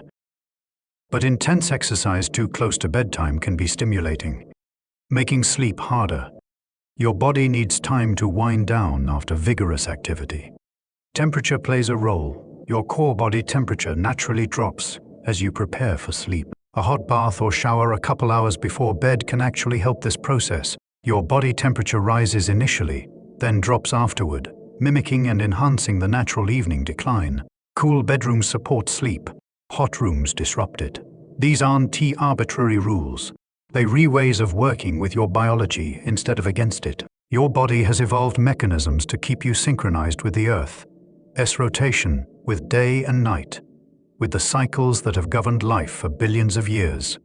Modern life makes it easy to override these mechanisms. We have light switches, screens, 24-hour schedules. But just because we can override them doesn't mean we should. Living in rhythm isn't restrictive. It is liberating. When you align with your biology, life becomes easier. Sleep comes naturally. Wake feels restful. Energy flows when you need it. You are not constantly fighting yourself, forcing wakefulness when your body wants sleep, forcing sleep when your body wants wake. You are cooperating with the ancient rhythms coded into your cells. Right now, your body is following its rhythm. If it is nighttime, your biology is doing what it should, releasing melatonin, lowering temperature, preparing for rest. You don't have to force this. You don't have to try. Just let it happen. Your internal clock knows what to do. It has been keeping time since before you were born, and it'll keep time until you die. Trust it. Follow it. Rest in the rhythm that has been yours since the beginning. A star is born in darkness. Somewhere in the vastness of space, a cloud of hydrogen gas begins to collapse under its own gravity. The cloud is enormous, light, years across, but gravity is patient. Slowly, over millions of years, the cloud contracts. As it shrinks, it heats up. Atoms move faster. Pressure builds. And eventually, at the cloud's dense core, something miraculous happens. Nuclear fusion begins. Hydrogen atoms slam together with such force that they fuse into helium, releasing tremendous energy. Light erupts from the core. A star is born. This moment, ignition, happens suddenly on cosmic timescales, but it follows millions of years of slow gravitational collapse. The star has finally gathered enough mass, achieved enough density and heat to sustain fusion. Now it will burn for billions of years. Our Sunday ignited about 4.6 billion years ago. Since then, it has been fusing hydrogen steadily, converting 600 million tons of hydrogen into helium every second. This sounds wasteful, but the Sunday is enormous. It contains enough hydrogen to keep burning for another 5 billion years at this rate. It is middle-aged now, about halfway through its stable life. Larger stars burn faster. They have more fuel, but they consume it at much higher rates. A star 10 times the Sunday's mass might live only 20 million years, a brief flash compared to the Sunday's 10 billion year lifespan. The biggest stars, hundreds of times the Sunday's mass, burn so hot and bright they exhaust their fuel in just a few million years. They live fast and die spectacularly, exploding as supernovae. Smaller stars burn slower. Red dwarfs, the most common stars in the galaxy, are so small and cool that they sip their fuel frugally. A red dwarf can burn for trillions of years. Trillions. The universe isn't old enough yet for any red dwarf to have died of old age. Every red dwarf that is ever formed is still burning and will continue burning long after our Sunday has died. Think about the patience of a star, millions of years to form, billions of years burning steadily. Everything about stellar timescales dwarfs human experience. The entire span of human history, all of civilization, every empire, every life ever lived, has unfolded during a tiny fraction of the Sunday's lifetime. If the Sunday's life were compressed into a human lifespan of 80 years, all of human civilization would fit into the last few seconds. They just burn, converting mass to energy according to the laws of physics, shining steadily for timescales that make mountains look temporary. And throughout the galaxy, throughout the universe, trillions of stars are doing this right now. Some young and hot, some old and cool, some dying, some being born. The universe is full of stellar patience, vast slow processes unfolding over billions of years. You are made of star material. The atoms in your body, carbon, nitrogen, oxygen, iron, were forged inside ancient stars that lived and died before the Sunday formed. Those stars fused lighter elements into heavier ones over millions of years, then exploded, scattering their enriched material into space. That material eventually became part of the cloud that collapsed to form the Sunday and Earth, and you are built from stellar ashes, from time crystallized into matter. The universe is 13.8 billion years old. Try to imagine this span 13,800 million years. If each year were a second, the universe's age would be almost 438 years, longer than most human lifetimes. And that is compressing each year into a single second. At real temporal scale, the universe's age is incomprehensibly vast. Humans struggle with deep time. Our brains didn't evolve to grasp billions of years. We understand days, seasons, lifetimes, maybe a few generations back or forward. But geological time, cosmological time, these scales are so large, they become abstract, numbers on a page. We can say 13.8 billion years, but we can really feel it. Analogies help a little. Imagine the universe, its entire history compressed into a single year. The Big Bang happens at midnight on the 1st of January. For months, there is only expanding gas, cooling, eventually forming the first stars. The Milky Way forms in late February. Our solar system doesn't form until early September. Earth solidifies in mid-September.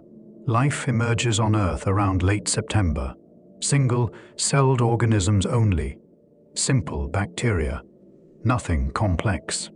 Multicellular life doesn't appear until mid-November. Dinosaurs roam the Earth on the 25th of December and 26th, then go extinct on the evening of the 26th of December. All of human history, every civilization, every monument, every war, every discovery happens in the last 14 seconds before midnight on the 31st of December. Your entire life, no matter how long you live, is a tiny fraction of that last second. A blink, a flash, less time than it takes to snap your fingers. This could feel depressing, like your life doesn't matter, like you are insignificant. But there is another way to see it. You are part of the universe. A brief part, yes, but a real part. The universe spent 13.8 billion years arranging conditions so that you could exist right here, right now, experiencing this moment. Stars had to form, live, die, scatter their material. Planets had to coalesce. Life had to evolve for billions of years. Countless chain of causes and effects had to unfold exactly as they did to produce this present moment. Your brief existence is trivial. It is remarkable. You are the universe becoming aware of itself, capable of contemplating its own history, feeling its own vastness. Every thought you have, every emotion you feel, is 13.8 billion years of cosmic evolution experiencing itself from the inside. Deep time isn't just past, it is present.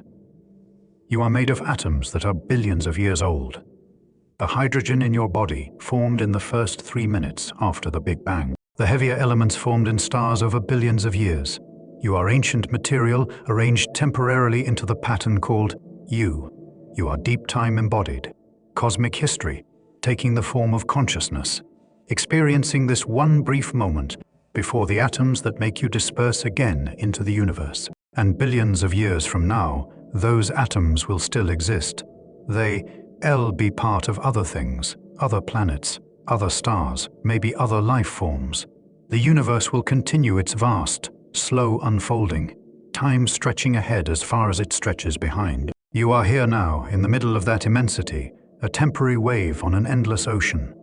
This moment, your moment, is both infinitesimal and infinite, negligible and precious, depending on how you hold it. Every star you see in the night sky is showing you the past. Light travels fast, 186,000 miles per second. But space is vast. The distances are so enormous that even at light speed, it takes time for starlight to reach Earth. When you look at stars, you are seeing them not as they are now, but as they were when their light began its journey toward you. The nearest star system, Alpha Centauri, is 4.37 light years away. When you look at Alpha Centauri, you are seeing light that left that star system 4.37 years ago. You are seeing the past. If Alpha Centauri exploded tomorrow, you wouldn't. The light from the explosion would still be traveling toward Earth, carrying information about an event that has already happened. Most stars you can see with your naked eye are hundreds of light years away. That bright star in Orion, shoulder Betelgeuse, is about 650 light years distant. The light reaching your eye tonight left Betelgeuse around the year 1375, medieval times. While that light was traveling through space, the Renaissance happened, the Enlightenment happened, the Industrial Revolution happened, 2 world wars happened. And only now is that light arriving. It is a red supergiant near the end of its life, and it could go supernova at any time, which on stellar timescales means any time in the next 100,000 years. If it exploded last week, we wouldn't. No, the light from the explosion would travel for 650 years before reaching Earth.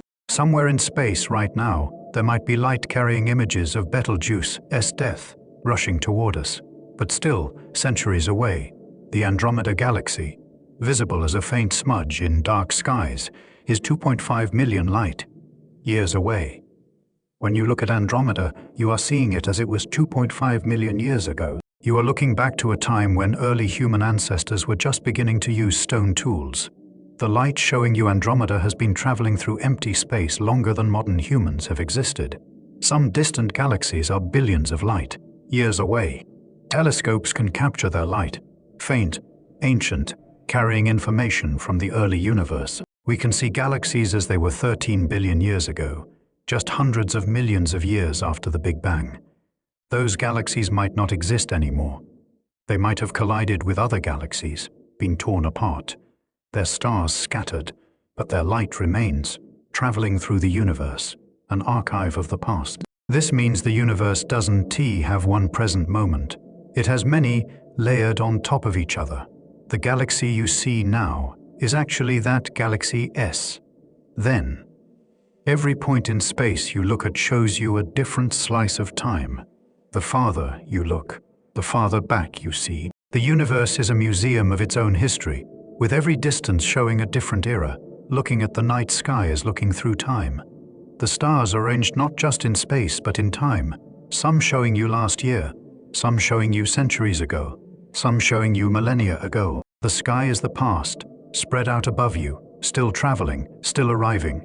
Information from when dinosaurs roamed Earth, mixing with information from before Earth existed, all arriving simultaneously at your eyes. You can travel backward through time, but you can see backward through time. Every time you look up, you are a time traveler, receiving messages from the past, watching history unfold in reverse the farther you gaze. The universe preserves its history in light, sending it outward endlessly, an ever-expanding record of everything that has ever shone. Galaxies seem eternal. They so vast, containing hundreds of billions of stars, that we imagine them as permanent fixtures of the universe. But galaxies have life cycles too. They reborn, they grow, they interact, they change. On the longest timescales, they die. Our Milky Way formed about 13 billion years ago, not long after the universe began. Early galaxies were smaller, more irregular, less organized. Over billions of years, gravity pulled stars into spiral patterns. The Milky Way developed its distinctive shape, a flat disk with spiral arms, a dense bulge at the center, a halo of old stars surrounding everything. Galaxies don't exist in isolation. They cluster together, attracted by gravity. Sometimes they pass near each other, warping and distorting as their gravitational fields interact. Sometimes they collide. These collisions happen over hundreds of millions of years, slow motion by human standards, but dramatic by cosmic standards. When galaxies collide, stars rarely hit each other. Space is mostly empty, even within galaxies. The distances between stars are so vast that two galaxies can pass through each other without a single stellar collision. But gravity affects everything. Stars get flung into new orbits. Gas clouds compress, triggering bursts of new star formation. The galaxy's shapes distort, creating tidal tails, long streams of stars pulled away from the main bodies. Over hundreds of millions of years, colliding galaxies merge. They become one larger galaxy, usually elliptical rather than spiral. All that organized structure, the spiral arms, the neat disk, gets scrambled into a more spherical distribution. The new galaxy settles down over time, finding a new equilibrium, but it is different from what came before. The Milky Way is on a collision course with Andromeda. In about 4 billion years, they'll begin to merge. The night sky will change dramatically as Andromeda looms larger and larger. Stars will be flung into new configurations. Our solar system might get tossed into a completely different part of the merged galaxy, or even ejected entirely into intergalactic space. But the Sunday likely won't collide with anything. Space is too empty. We'll just have new neighbors, new stars nearby, a new galactic structure around us.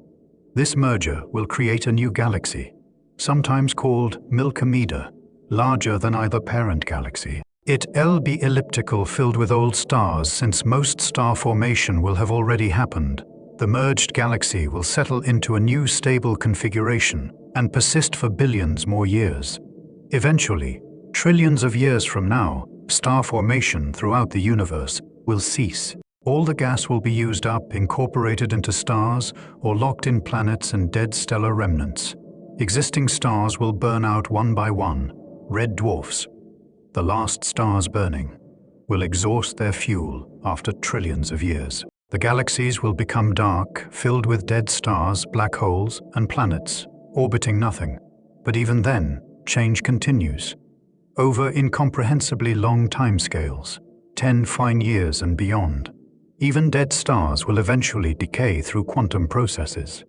Black holes will evaporate via Hawking radiation. The universe will become increasingly diffuse, cold, empty. Galaxies as we know them will be long gone, their matter dispersed, their structure erased by time. Right now, we're reliving in the universe. S-prime, the era of galaxies and stars, when matter is organized into beautiful structures, when light shines everywhere. This era won't last forever, but for now, for billions of years yet, galaxies will continue their slow dance, colliding and merging and creating new configurations. Time expressing itself through the patient rearrangement of matter across cosmic scales. You are made of atoms, about 7 octillion of them, 7 followed by 27 zeros. That is 7 billion atoms, all working together to form your body. Each one has a history longer than Earth itself. Each one has traveled through the universe, been part of stars, drifted through space, eventually ended up in you. The hydrogen in your body, the most common element, making up about 10% of your mass, formed in the first 3 minutes after the Big Bang. When the universe was just minutes old, still unimaginably hot and dense, protons and electrons combined to form hydrogen atoms. Those atoms have existed ever since, unchanged for 13.8 billion years. Some of them eventually became part of you, the heavier elements. Carbon, nitrogen, oxygen, iron, calcium, phosphorus were forged inside stars. Deep in stellar cores, nuclear fusion builds heavier elements from lighter ones. Hydrogen fuses into helium. Helium fuses into carbon and oxygen. Carbon and oxygen fuse into heavier elements. This process continues up to iron in the most massive stars. When massive stars die, they explode as supernovae. In that explosion, even heavier elements form: gold, silver, uranium. The explosion scatters all these elements into space. A supernova releases in seconds more energy than the Sunday will emit in its entire lifetime.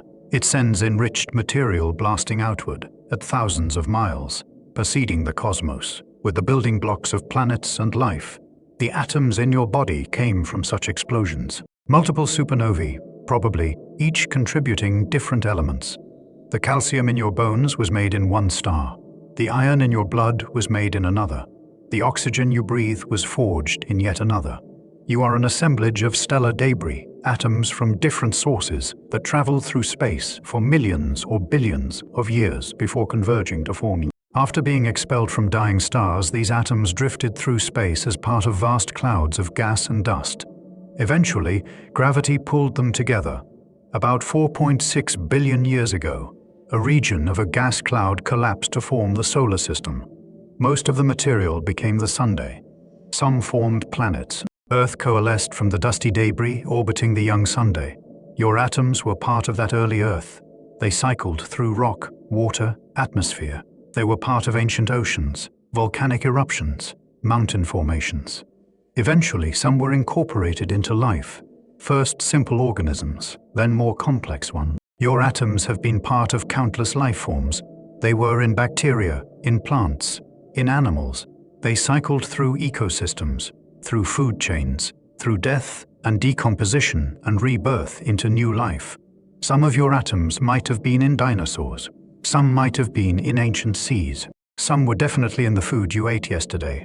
And before that, they were in soil, in water, in air. Your body is constantly exchanging atoms with the environment. You breathe out carbon dioxide, releasing atoms that will be absorbed by plants. You drink water, incorporating atoms that were recently in rivers. In a few years, almost every atom currently in your body will have been replaced. You'll still be you, same consciousness, same memories, same identity, but constituted of different matter. Your body is more like a pattern than a fixed object. The pattern persists while the material constantly flows through it. This means you are not separate from the universe. You are a temporary configuration of cosmic material. The universe became you for a brief time. The atoms that currently form you will eventually disperse, become part of other things, continue their journey through deep time. You are a chapter in their story. They existed for billions of years before you, and they'll exist for billions of years after you. But right now, they rearranged in this particular, improbable, beautiful pattern that can think and feel and wonder. You are the universe waking up, looking at itself, contemplating its own history. And when you look at the stars, you are stardust, looking back at stars. You are made of the same material, governed by the same laws, part of the same ancient, unfolding story. Without memory, time would not exist for you. You have only this moment, an eternal now with no past, no future, no continuity. Each instant would be completely new, disconnected from what came before. You wouldn't know who you are, where you came from, or what you were doing a second ago. You'd exist in pure presence, which sounds mystical but would actually be terrifying. Memory is what creates your sense of time. When you remember yesterday, you are constructing a mental timeline. You place memories in sequence. This happened first, then that, then this. The past exists for you only because you remember it. And the future exists because you can imagine it, extrapolate from memory, project forward based on patterns you've observed. There are patients with severe amnesia who lose this ability. Clive Waring, a British musician, suffered brain damage that destroyed his hippocampus, the brain region crucial for forming new memories. Since then, he has existed in a perpetual present. Every few minutes, he wakes up, feeling like he has regained consciousness for the first time. He writes in his journal, 8:31 a.m., now I am really, truly awake. A few minutes later, 8:47 a.m., now I am perfectly, overwhelmingly awake. Each entry insists it is the first true awakening because he has no memory of the previous ones. For Clive, time doesn't flow. There is no sense of duration, no accumulation of experience. Each moment is isolated, disconnected. His long-term memories, from before the injury, remain intact. He knows who he is, recognizes his wife, remembers his earlier life. but he can T-form new memories. Everything from the past 3 decades exists only while it is happening. The moment attention shifts, the experience vanishes as if it never occurred. This shows that time, as you experience it, is a construction. Your brain is constantly creating a narrative, linking moments together, building the sense that you are moving through time. Without this construction, there is no time, just a series of unconnected nows. Memory does just record the past. It creates your sense of the past. When you remember an event, you are not playing back a recording. You are reconstructing, piecing together fragments, filling in gaps with assumptions and inferences. Your memory is creative, interpretive, constantly rewriting itself. This means the past, as you experience it, is malleable. It changes depending on your present state, your current beliefs, your mood. Remembering isn't like watching a video. It is like retelling a story, same core events, but details shift, emphasis changes, meaning evolves. The past you remember is as much about now as it is about then. And the future doesn't exist yet, obviously. But your brain treats it as if it does. You plan, anticipate, worry, hope. You project yourself forward, imagine scenarios, prepare for possibilities. This ability, called prospection, uses the same brain regions as memory.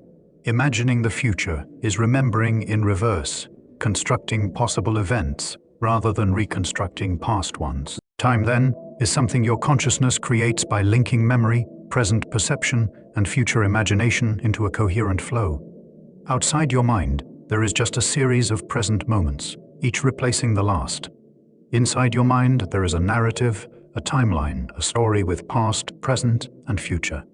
This story is your subjective time, and it is the only time you actually experience. Right now, you are experiencing this present moment, but you are also aware that there was a moment before this one, and there will be a moment after.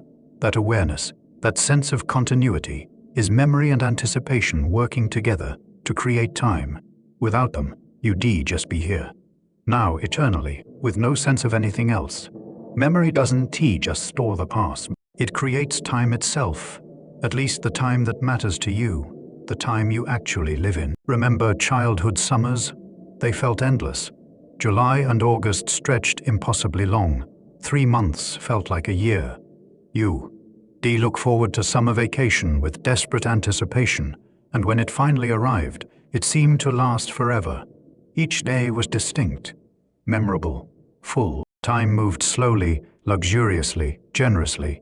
Now think about recent summers. They vanish. You blink, and summer is over. How is it already September? Where did the time go? 3 months compress into what feels like 3 weeks. The season passes before you've even fully registered its arrival. This acceleration of time with age is one of the most commonly reported subjective experiences. Everyone feels it. Childhood drags. Adolescence is long. But adult years fly past, each one seemingly faster than the last. By the time you are elderly, decades blur together. Time has sped up. Or rather, your perception of time has. The reason is memory, specifically the formation of new memories. Children are constantly encountering novel experiences. Everything is new, new places, new people, new sensations, new concepts. The brain encodes novelty intensely. Each new experience creates a rich, detailed memory. When the child looks back on a period of time, there are many distinct memories to recall. This makes the period feel long in retrospect. Adults, by contrast, fall into routines. You drive the same route to work every day. You eat similar meals. You follow familiar patterns. These repeated experiences don't, too, create distinct memories. Your brain doesn't bother encoding them in detail. It has seen this before, nothing new here. When you look back on a period of routine, there are few distinct memories to retrieve. The time compresses in retrospect. It feels short because you remember little from it. This is why vacations feel longer. You are encountering novelty, new locations, new activities, new experiences. Your brain encodes these intensely. A 1-week vacation can create more distinct memories than months of routine work. Looking back, that week feels substantial, while the months feel empty. The same mechanism explains why first experiences are memorable. Your first day at a new job, your first time in a new city, your first time doing anything. These create strong memories because they re-novel.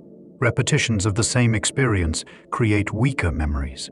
The 10th time you drive to work, you might not remember the drive at all. It happened, but it left no distinct trace. Time perception is also affected by attention. When you are engaged, absorbed, paying attention, time feels like it is passing quickly in the moment, but feels long in retrospect. When you are bored, time drags in the moment, but feels short in retrospect. A boring meeting feels endless while you are in it, but later you barely remember it. Time compresses. An engaging conversation flies by in the moment, but later you remember it vividly. Time expands. Childhood combines maximal novelty with maximal attention. Children are encountering new things constantly and paying intense attention to everything. They, relearning, exploring, absorbing, every day is full of memorable moments. So looking back, childhood feels incredibly long, years that feel like decades because they repacked with distinct memories. This also explains why time seems to accelerate as you age. Each year becomes a smaller fraction of your total life experience. When you are 10 years old, 1 year is 10% of your entire life. It is a significant proportion. When you are 50, 1 year is just 2% of your life. Proportionally, it is less significant, which might contribute to it feeling shorter. But the main factor is memory density. Fill your life with novelty and time expands. Fall into routine and time compresses. This is somewhat under your control. Seek new experiences, try unfamiliar things, break patterns, pay attention. And subjectively, you'll have more time. Not more hours, but more experienced. Remembered, felt time. Right now, this moment could be routine or novel, depending on how you hold it. If you are just lying here, same as always, your brain might not encode this deeply. But if you are noticing details, the texture of fabric, the temperature of air, the quality of darkness, the feeling of breath, you are creating memory. You are making this time more real, more substantial, longer in retrospect. Attention creates time. Noticing creates duration. Pay attention, and you expand your experience of being alive. Where were you when you heard certain news, major events, shocking, emotional, historically significant moments? Often create what psychologists call flashbulb memories. These are memories so vivid, so detailed, that you remember not just the event but exactly where you were, what you were doing, who you were with, what you were wearing, how you felt. The moment is frozen, captured with unusual clarity. For older Americans, where were you when Kennedy was shot? Produces flashbulb memories. For younger people, it is the 11th of September, 2001. Most people remember exactly where they were when they heard about the attacks, what they were doing, how they learned, the news. The memory is startlingly clear, detailed almost like a photograph, hence flashbulb. These memories feel different from ordinary memories. They feel more real, more reliable, as if they've been preserved perfectly. But research shows that flashbulb memories, despite their vividness, are no more accurate than regular memories. They decay and distort like all memories do.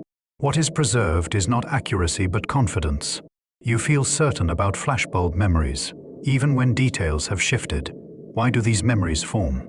The key is emotion. When you experience strong emotion, shock, fear, joy, awe, your brain releases stress hormones, particularly norepinephrine and cortisol.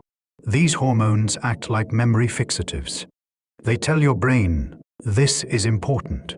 Remember this. The hippocampus and amygdala work together to encode the experience with extra detail, extra vividness. This makes evolutionary sense. Important emotional experiences, encounters with predators, finding food, social conflicts, discoveries, need to be remembered clearly. The emotional response acts as a tagging system, marking certain experiences as significant. Your ancestors who remembered dangerous situations vividly were more likely to survive than those who forgot. So we evolved to create strong memories of emotional events. But the system can misfire. Not every emotional experience is actually important for survival. A shocking news event might trigger the same response as a life-threatening situation, even though you are personally safe. Your brain doesn't distinguish between types of emotional significance. It just tags and stores intensely. Flashbulb memories also demonstrate how time and emotion intertwine. Emotional moments seem to last longer. Time dilates during fear or excitement. Accidents feel like they're rehappening in slow motion. Intense experiences seem to stretch out, becoming longer in subjective duration than clock time would suggest. This is partly about memory density. During emotional moments, your brain is encoding more details, taking more frequent snapshots of experience. When you recall the event, you have more memory content to access. More content makes the experience feel longer in retrospect, like a movie that has more frames per second feels slower and more detailed. During intense experiences, your attention sharpens dramatically. You notice more, you are hyper-aware. Time itself seems to slow because you are processing more information per second. Your subjective experience is richer, denser, more detailed. This is sometimes called time dilation during emotional experiences. Some people seek this out deliberately. Thrill seekers, adventure enthusiasts, people who chase intense experiences. They not just seeking excitement, they seeking subjective time expansion, more felt time, richer experience. A life filled with intense moments feels longer, more substantial, more fully lived than a life of routine, even if both contain the same number of years. But you don't need extreme experiences to create rich time. Attention alone can do it. When you pay close attention to ordinary moments, really noticing, really experiencing, time deepens. The present becomes more present. The moment expands. You are creating the conditions for strong encoding, for memory formation, for time that will feel substantial when you look back on it. Right now, if you are paying attention, this moment can become memorable. Not because it is dramatic or emotional, but because you are here, fully noticing. This too is a form of time expansion, not through adrenaline or shock, but through simple present awareness. The moment you are in right now could be forgotten by morning, or it could be remembered clearly, depending entirely on how much attention you give it. You are choosing, right now, how much time you want to experience. Your memory is not a video recorder. It doesn't capture reality accurately and store it unchanged. Memory is reconstructive, creative, fallible. Every time you remember something, you're rebuilding the memory from fragments, and in the process you can alter it. This means your past, the past you remember, is constantly changing. Elizabeth Loftus, a psychologist, has spent decades demonstrating how easy it is to implant false memories.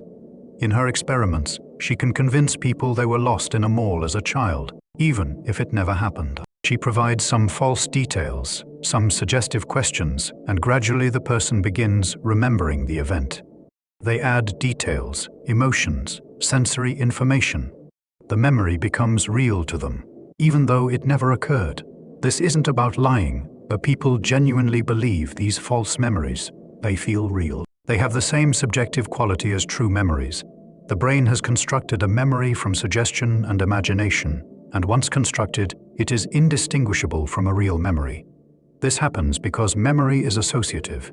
When you try to remember something, your brain gathers related information, fills in gaps, makes inferences. If someone suggests you experience something, your brain might incorporate that suggestion, blend it with real memories, and create a hybrid part truth, part fiction, part inference.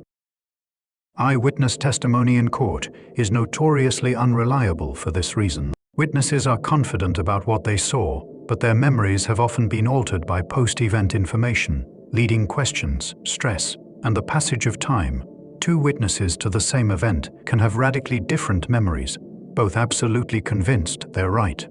Even mundane memories are unreliable. Remember a childhood event, a birthday party perhaps. Some of what you remember might actually be from photographs you've seen, stories you've been told, or details you've unconsciously invented to fill gaps. The more you recall a memory, the more you potentially alter it. Each recollection is a new construction, incorporating current beliefs, emotions, and knowledge. This means the past you remember is influenced by the present. If you're happy now, you'll remember the past more positively. If you're sad, memories take on a darker tone. Your current self rewrites your past self's experiences, adjusting them to fit your present narrative. Time, then, is not just forward-flowing. Memory reaches backward and changes what is behind you. The past is not fixed, at least not the past you experience. It is constantly being rewritten, reinterpreted, reconstructed. You're living in a timeline that shifts, a history that is malleable. This might sound disturbing, like you can't trust your own memories, like your past is unreliable, but there is also something freeing about it. If the past is malleable, then painful memories can be softened. Traumatic events can be reframed. The story of your life is not set in stone. You can edit it, revise it, choose different interpretations. Of course, objective facts remain facts. Things that happened, happened. But your subjective experience of those facts, the meaning you assign them, the emotional tone, these are flexible. Two people can experience the same event and remember it completely differently, both memories equally true to the person holding them. This is also why nostalgia feels the way it does. You're not remembering the past accurately. You're remembering a softened, idealized version. Your brain has edited out most of the boring or painful parts, kept the highlights, added a warm emotional glow. The good old days were never as good as you remember, but that doesn't make the feeling less real. Memory is an art, not a science. It is creative, interpretive, meaning-making. You're constantly composing and recomposing your life story, adjusting details, shifting emphasis, finding new meanings. The past serves the present. You remember what is useful, what fits your current understanding, what supports the person you're becoming. Tonight, as you rest, your brain is consolidating memories from today, deciding what to keep and what to discard, how to file experiences, how to connect them to existing memories. It is writing today into your personal history, and in doing so, it is also rewriting parts of your past, strengthening some connections. By morning, you'll be slightly different, same person, but with a subtly updated story of who you are and how you got here. There are moments when time stops, not literally clocks keep ticking, but subjectively. In certain experiences, you exit the stream of time. Past and future disappear. There is only now, vast and complete, stretching in all directions. No longer a point between what was and what will be, but something infinite, eternal. This happens in meditation, when your mind settles, when thinking quiets, when you're simply present with breath and sensation. Time can dissolve. You might sit for what feels like a few minutes and discover an hour has passed. Or you might sit for an hour that feels timeless, not long or short, just now. The usual sense of duration vanishes. It happens in flow states too. Athletes call it the zone. Artists call it being in flow. You're completely absorbed in what you're doing, skill and challenge, perfectly matched, self-consciousness gone. There is no sense of time passing. You're not thinking about past or future. You're just acting, perfectly present, and time loses its grip. It happens in moments of profound beauty. Watching a sunset, standing at the edge of the Grand Canyon, seeing the ocean for the first time. Sometimes beauty is so overwhelming that thought stops. You're simply there, experiencing, and the present moment expands to fill everything. There is no you separate from the experience. Subject and object merge, time stops. This timeless quality is what mystics and meditators seek. In many spiritual traditions, enlightenment or awakening is described as realizing the eternal now, seeing that past and future are mental constructs, that only the present moment truly exists. Time is illusion. The eternal now is reality. Whether you interpret this mystically or psychologically, the experience is real. You can verify it yourself. Sit quietly. Pay attention to breath. Notice when your mind wanders to past or future. Gently return to now. Just this breath, just this sensation, nothing else. If you do this long enough, thought quiets, and you might touch that timeless space where duration. There is a paradox here. You're a time-bound creature. You age. You have a past and future. Your life is a sequence of moments. And yet, you can experience timelessness. You can exit the sequence, rest in the eternal present, touch something that feels infinite, despite your finitude. Some philosophers suggest that this timeless awareness is your true nature. The part of you that experiences is not in time, it is outside time, witnessing the flow of thoughts and sensations and experiences, but not itself flowing. Consciousness from this view is timeless. It is the content of consciousness, memories, anticipations, thoughts, that creates the sense of time. You might agree with this or not, but the experience of timelessness is available to you, accessible through attention and presence. You don't need to be a monk or a mystic. You just need to let go of past and future for a moment and be fully here, right now. You can do this. You can notice that this moment, this very moment, is all that is happening. The past is memory. The future is imagination. Neither is present. And if you rest fully in this, time becomes irrelevant. Not absent, but not important. You're just here, breathing, existing, aware. This is sometimes described as entering eternity. Not eternity as infinite duration, that is just more time, but eternity as timelessness, as the eternal now that sits underneath the flow of moments. It is always accessible, always available. You just have to stop reaching for past or future and settle into what is already here. As you move towards sleep, you're approaching a natural timelessness. In deep sleep, there is no sense of duration. You lose consciousness, time passes, you wake. Those hours feel like nothing, not like time passing slowly or quickly, but like no time at all. Sleep is a nightly practice in letting go of time, surrendering into the timeless now, trusting that time will resume when you wake, but not needing to hold on to it right now. Drop a glass on the floor and it shatters. Shards scatter, water spills, the glass is broken. Now try to reverse it. You can't unbreak the glass. You can glue pieces together, but it won't be the same. The breaking is irreversible. Time has made its mark. This seems obvious, but it is actually mysterious. Why is breaking easy and unbreaking impossible? Why does time seem to flow in one direction only? We age but never grow younger. Eggs scramble but never unscramble. Rooms become messy but never spontaneously tidy themselves. Coffee cools but doesn't spontaneously heat up. Everything points one way through time from past to future, never backward. And yet, the fundamental laws of physics don't care about time's direction. If you film a planet orbiting the sun and play it backward, it still looks like valid physics. Same with particles colliding, waves propagating, gravity acting. Most physical laws work the same forward or backward. They're time symmetric. So where does time's arrow come from?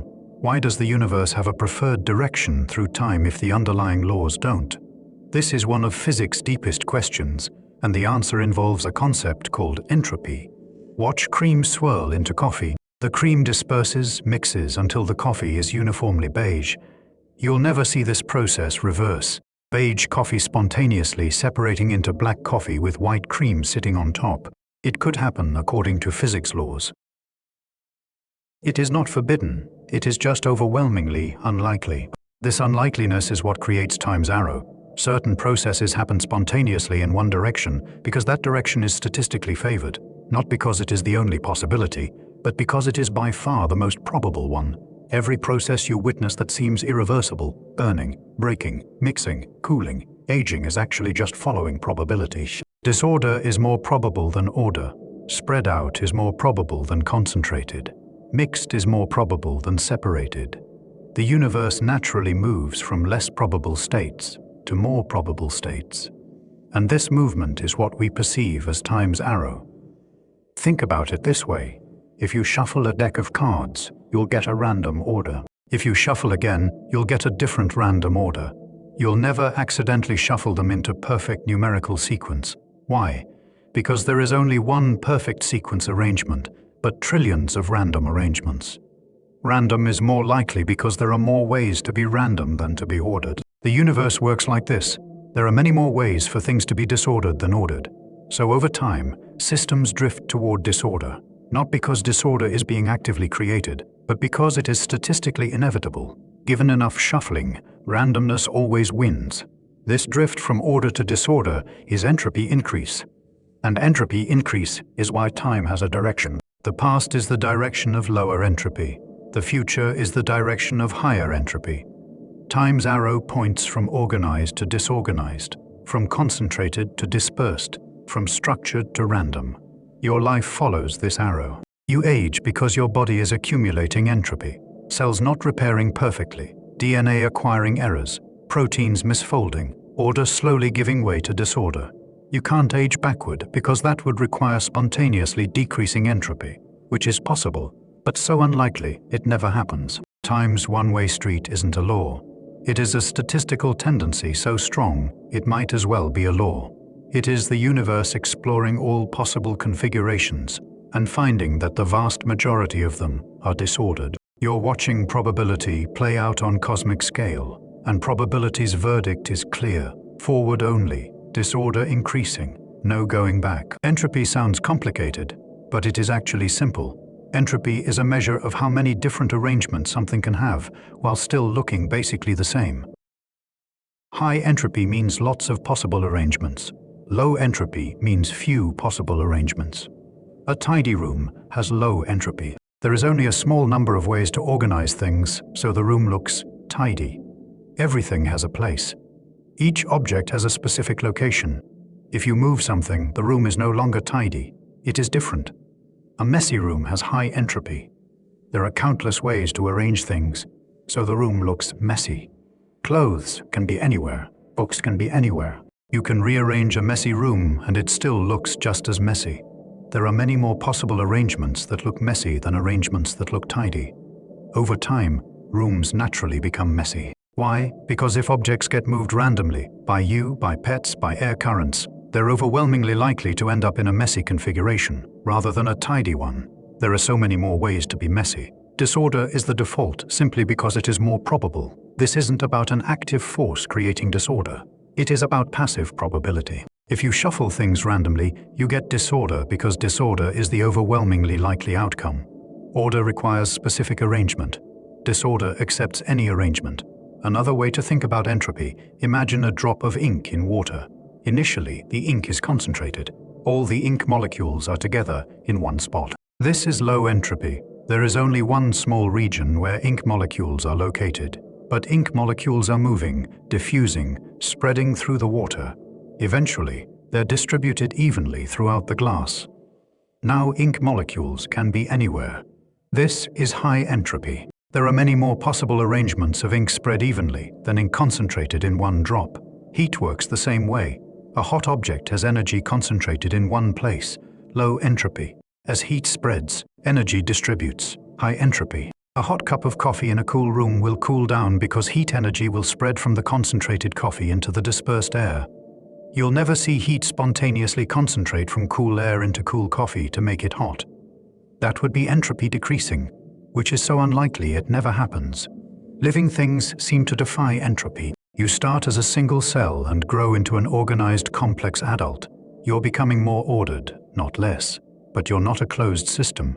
You're eating food, consuming energy, exporting waste. If you account for everything, your body plus your environment entropy is increasing.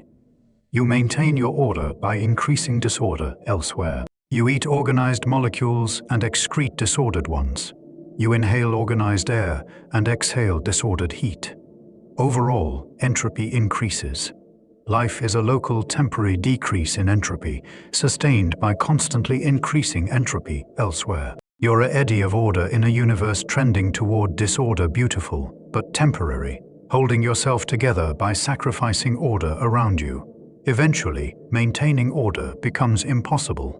Repair mechanisms wear out, entropy wins, organisms die, and their ordered structures disperse. The molecules that were, you scatter, randomize, merge back into the environment's higher entropy.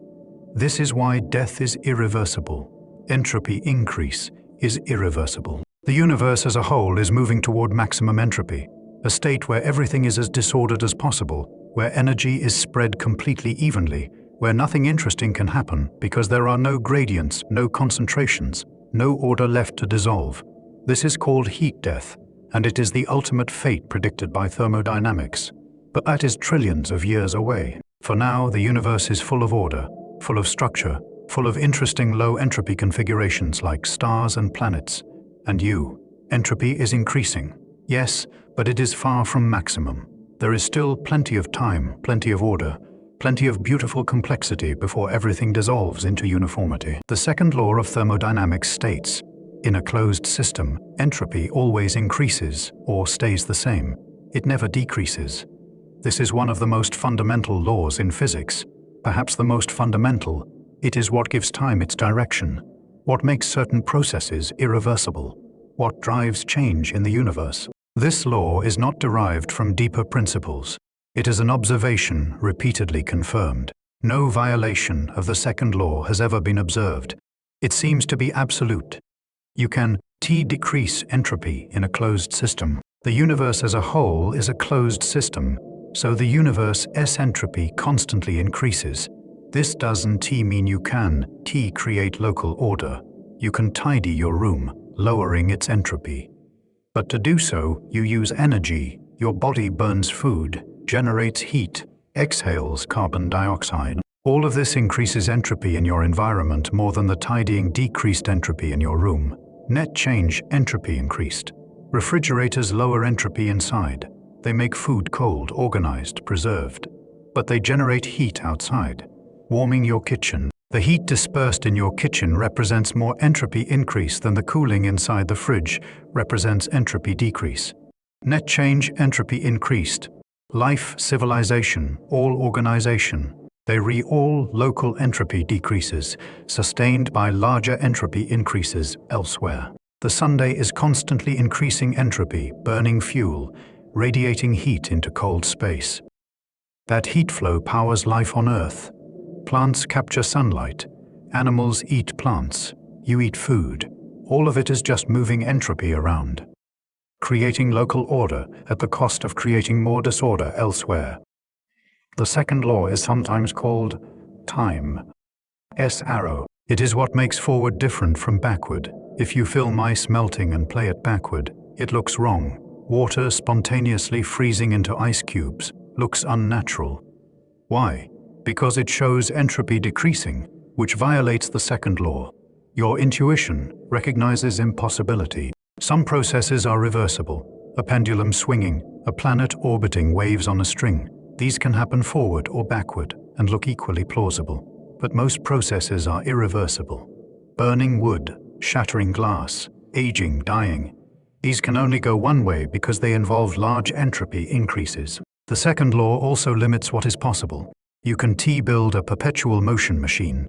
You can convert heat to work with 100% efficiency. You can make a refrigerator that cools without generating heat elsewhere. All these limitations come from the second law. Entropy must increase. This sounds constraining, but it is also what makes things happen. Without entropy increase, nothing would change. The universe would be static, frozen, nothing flowing or evolving. Entropy increase is what creates time, allows change, makes history possible. Every process that happens spontaneously, without outside intervention, increases entropy. Water flows downhill, heat flows from hot to cold, gas expands to fill a room. These processes happen because they move from lower to higher entropy. The universe is constantly exploring higher entropy configurations, and this exploration is what you perceive as time passing. You can temporarily reverse entropy locally, but only by expending energy, which increases entropy elsewhere. The overall arrow is inexorable. The universe started in a low entropy state at the Big Bang and has been increasing entropy ever since. This will continue until maximum entropy is reached, until heat death, when entropy can't increase anymore because it is already maximal. But even as entropy increases, beautiful things emerge. Stars form, planets coalesce, life evolves. These are all low entropy structures that form within the overall increase. They are temporary, localized, maintained by constant energy flow, but they are real and meaningful. You are one of these temporary structures, organized, complex, resisting entropy for now, knowing that eventually entropy will win, and finding beauty in the temporary nature of it all. Pour milk into coffee, watch it swirl, creating intricate patterns, tendrils of white against black fractals forming and dissolving, beautiful transient structures. Then wait, the swirls settle. The coffee becomes uniformly beige, the pattern is gone, replaced by homogeneity. This simple act demonstrates irreversibility. The mixing happened spontaneously. No energy input was needed. The milk and coffee mixed because mixing is more probable than staying separated. Once mixed, they stay mixed. You'll never see mixed coffee spontaneously separate into distinct black and white regions. That would be unmixing, entropy decreasing, probability reversing. It doesn't happen. Mathematically, it could happen. The milk molecules could, purely by chance, all simultaneously move to one side of the cup, while coffee molecules move to the other. Physics doesn't forbid it, but the probability is so low it might as well be zero. You could watch coffee for the entire age of the universe and never see it unmix. How unlikely is it? Imagine there are 10 molecules in the cup. For them to spontaneously separate, all the milk molecules would need to move one direction while all coffee molecules move another, all at the same time purely by chance. The odds are 1 in 10 to the power of trillions. It is not impossible, just so improbable that it never happens. This is the statistical foundation of the second law. Entropy increase isn't T absolute, it is overwhelmingly probable. Technically, entropy could decrease, coffee could unmix, a broken glass could reassemble, you could age backward, but the probabilities are so minuscule these events never occur in practice. This means time S arrow is probabilistic, not deterministic. It is not that the universe forbids time reversal, it is that the universe makes time reversal so unlikely it might as well be forbidden. The distinction is subtle but important. The second law is statistical, not fundamental. At small scales, entropy can temporarily decrease. A few molecules might spontaneously concentrate in one region, creating a tiny local entropy decrease. But for large numbers of molecules, statistical tendencies overwhelm individual fluctuations. Coffee has so many molecules that the statistical tendency toward disorder is effectively absolute. You could, in principle, unmix coffee. Take each milk molecule and move it manually to one side, each coffee molecule to the other. You expend energy, generate heat, increase entropy elsewhere. The total entropy, coffee plus you plus environment, would increase even as the coffee S entropy decreased. This illustrates an important point. The second law applies to closed systems. If you add energy from outside, you can decrease entropy locally. But the total entropy, including wherever that energy came from, always increases. You can beat the second law. You can only move entropy around. Life exploits this. Your body takes ordered food molecules and breaks them down, decreasing their entropy, organizing them into you, while increasing total entropy through heat and waste. Plants take disordered sunlight and carbon dioxide and build ordered structures, but they increase total entropy in the process. All organization in the universe is maintained this way, local decreases sustained by larger increases elsewhere. The coffee S mixing also demonstrates how time becomes defined by entropy. Before mixing, past and future are clear. Past is separated, future is mixed. After mixing, that distinction blurs. The coffee is in a high entropy state where past and future look similar. It is mixed now. It'll be mixed later. Time. S arrow is strong when entropy is changing rapidly, weak when entropy is near maximum. This hints at something profound. Time S arrow exists because the universe is far from maximum entropy. If the universe were already at maximum entropy, nothing would change.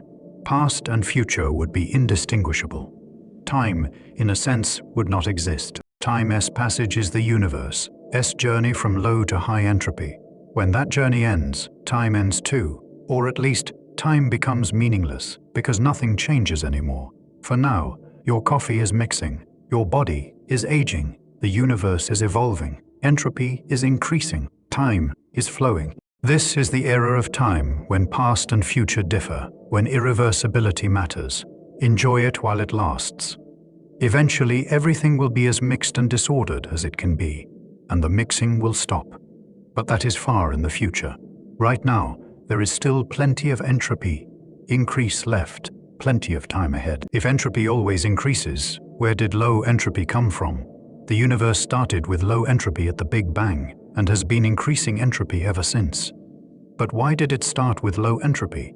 Why wasn't it already at maximum entropy from the beginning? This is called the past hypothesis. The hypothesis that the universe began in extremely low entropy state. It is one of the deepest mysteries in cosmology. We have no explanation for why the initial conditions were so special, so ordered, so far from equilibrium. The early universe was incredibly hot and dense, which sounds like high entropy. Heat and density usually correspond to disorder. But the early universe was also incredibly uniform. Matter and energy were distributed almost perfectly evenly in all directions. This uniformity is actually low entropy for gravity. Gravity is strange. For most systems, clumping is high entropy. Molecules spreading out uniformly is low entropy. But for gravity, it is reversed. A uniform distribution of matter has low gravitational entropy. Clumping, matter gathering into stars, galaxies, black holes, represents increasing entropy for gravitational systems. So the early universe was hot, high entropy thermally, but uniform, low entropy gravitationally. The overall entropy was low because the gravitational part dominates on cosmic scales. Since then, gravity has been pulling matter together, creating clumps, increasing gravitational entropy. Stars formed, galaxies coalesced, structures emerged. All of this is entropy increase. Eventually, matter will clump maximally into black holes, which are the highest entropy objects possible. Black holes represent maximum entropy for a given amount of matter and energy. The universe will reach maximum entropy when all matter has either dispersed completely or collapsed into black holes, and those black holes have evaporated via Hawking radiation, leaving only diffuse energy in an expanding void. But why did the universe start with low entropy? One possibility, it didn't. Maybe there was something before the Big Bang, a previous state that had even higher entropy. Maybe the Big Bang was a local entropy decrease, unlikely but possible, like a random fluctuation that created our ordered universe. This seems implausible. Fluctuations that large are extraordinarily unlikely, but it is not impossible. Another possibility, the laws of physics or the initial conditions are such that low entropy was necessary. Maybe universes must begin with low entropy. Maybe high entropy states can give rise to universes we don't know. Some theories propose that the universe is cyclical. It expands, reaches maximum entropy, heat death, then somehow contracts or restarts with low entropy again. Each cycle is a complete universe history from Big Bang to heat death to Big Bang again. But we have no evidence for this, and it is not clear how entropy would reset between cycles. The most honest answer is, we don't know why the universe started with low entropy. It is a mystery, and it is crucial because without that low entropy beginning, time's arrow wouldn't exist. If the universe had started at maximum entropy, nothing would change. No stars, no planets, no life, no time. Everything would be uniform, unchanging, dead. The fact that we exist means the universe began far from equilibrium. Low entropy was somehow built into the initial conditions, and ever since, the universe has been using that initial gift, spending it gradually, moving toward equilibrium. Every star that shines, every thought you think, every breath you take, all of it is powered by the initial low entropy, the cosmic order that has been dispersing for 13.8 billion years. You are a temporary eddy in that flow. Your existence is possible only because the universe hasn't reached equilibrium yet. You are surfing the entropy gradient, living in the gap between past order and future disorder. This gap, this journey from low to high entropy, is what creates time, enables change, makes life possible. Be grateful for that initial low entropy. It is the most valuable thing in the universe. It is the source of all energy, all change, all possibility, and it is running out, slowly, over trillions of years, but inevitably. Entropy is increasing. Order is dissolving. The universe is heading towards silence. But not yet, not for a very long time. For now, there is still order, still change, still time. The journey continues, and you are here now, part of it, witnessing entropy, slow increase, feeling time's flow, alive in the gap between beginning and end. Imagine a time trillions of years from now. So far ahead that our current era stars shining, galaxies swirling, planets orbiting will seem like a brief flash. The universe has grown old. All the ordinary stars have burned out. The last red dwarfs, those frugal burners that sipped their fuel for trillions of years, have finally exhausted their hydrogen. The sky is dark. No new stars are forming because all the gas has been used up, incorporated into stars long dead or locked away in stellar remnants. What remains? White dwarfs, the cooling cores of dead stars, slowly radiating their last heat into the void. Brown dwarfs, failed stars that never quite ignited, now cold and dark. Neutron stars, impossibly dense remnants of massive stars, spinning silently. Black holes, some small, some galactic, all slowly evaporating through a quantum process called Hawking radiation, but so slowly that their evaporation will take incomprehensible spans of time. Planets still orbit some of these remnants, frozen solid, their surfaces never again to feel warmth. Any life that once existed is long extinct. Any civilizations that arose have fallen, their ruins dispersed, their atoms scattered. The universe has become a vast, dark, cold place where nothing much happens anymore. This is not apocalypse. It is not violent or tragic. It is simply the universe reaching a state of equilibrium. All the energy has been used. All the gradients have been eliminated. Hot things have cooled. Dense things have dispersed. Everything has settled into maximum entropy, the state where no further change is possible, because there is nothing left to drive change. Think of it as the universe finally, fully relaxing. For billions of years it has been active stars burning, gravity pulling, matter transforming. But activity requires disequilibrium. It requires hot and cold, dense and sparse, gradients that can flow and do work. Once everything is evenly distributed, activity ceases. The universe reaches its ultimate rest. This rest is called heat death. Though heat is misleading, it is actually cold death. The universe won't be hot. It'll be uniformly cold, just slightly above absolute zero, with the tiny remaining energy spread so thinly that nothing can happen. No stars shine. No atoms move significantly. Nothing changes because change requires energy gradients, and all gradients have been eliminated. From our perspective, this seems sad, the death of everything, the end of all possibility. But from another perspective, it is peace. The universe will have completed its journey. Every possibility will have been explored. Every configuration will have occurred. Nothing will be unfinished because nothing can be finished. There is no more fuel for finishing. Everything simply is, and time. In a universe at maximum entropy, time becomes meaningless. Time requires change. Past must differ from future. But in heat death, past and future are indistinguishable. Nothing changes, so there is no arrow of time, no direction, no flow. Time still exists mathematically, but experientially, it is gone. The universe has exited time, entered a kind of eternal stasis.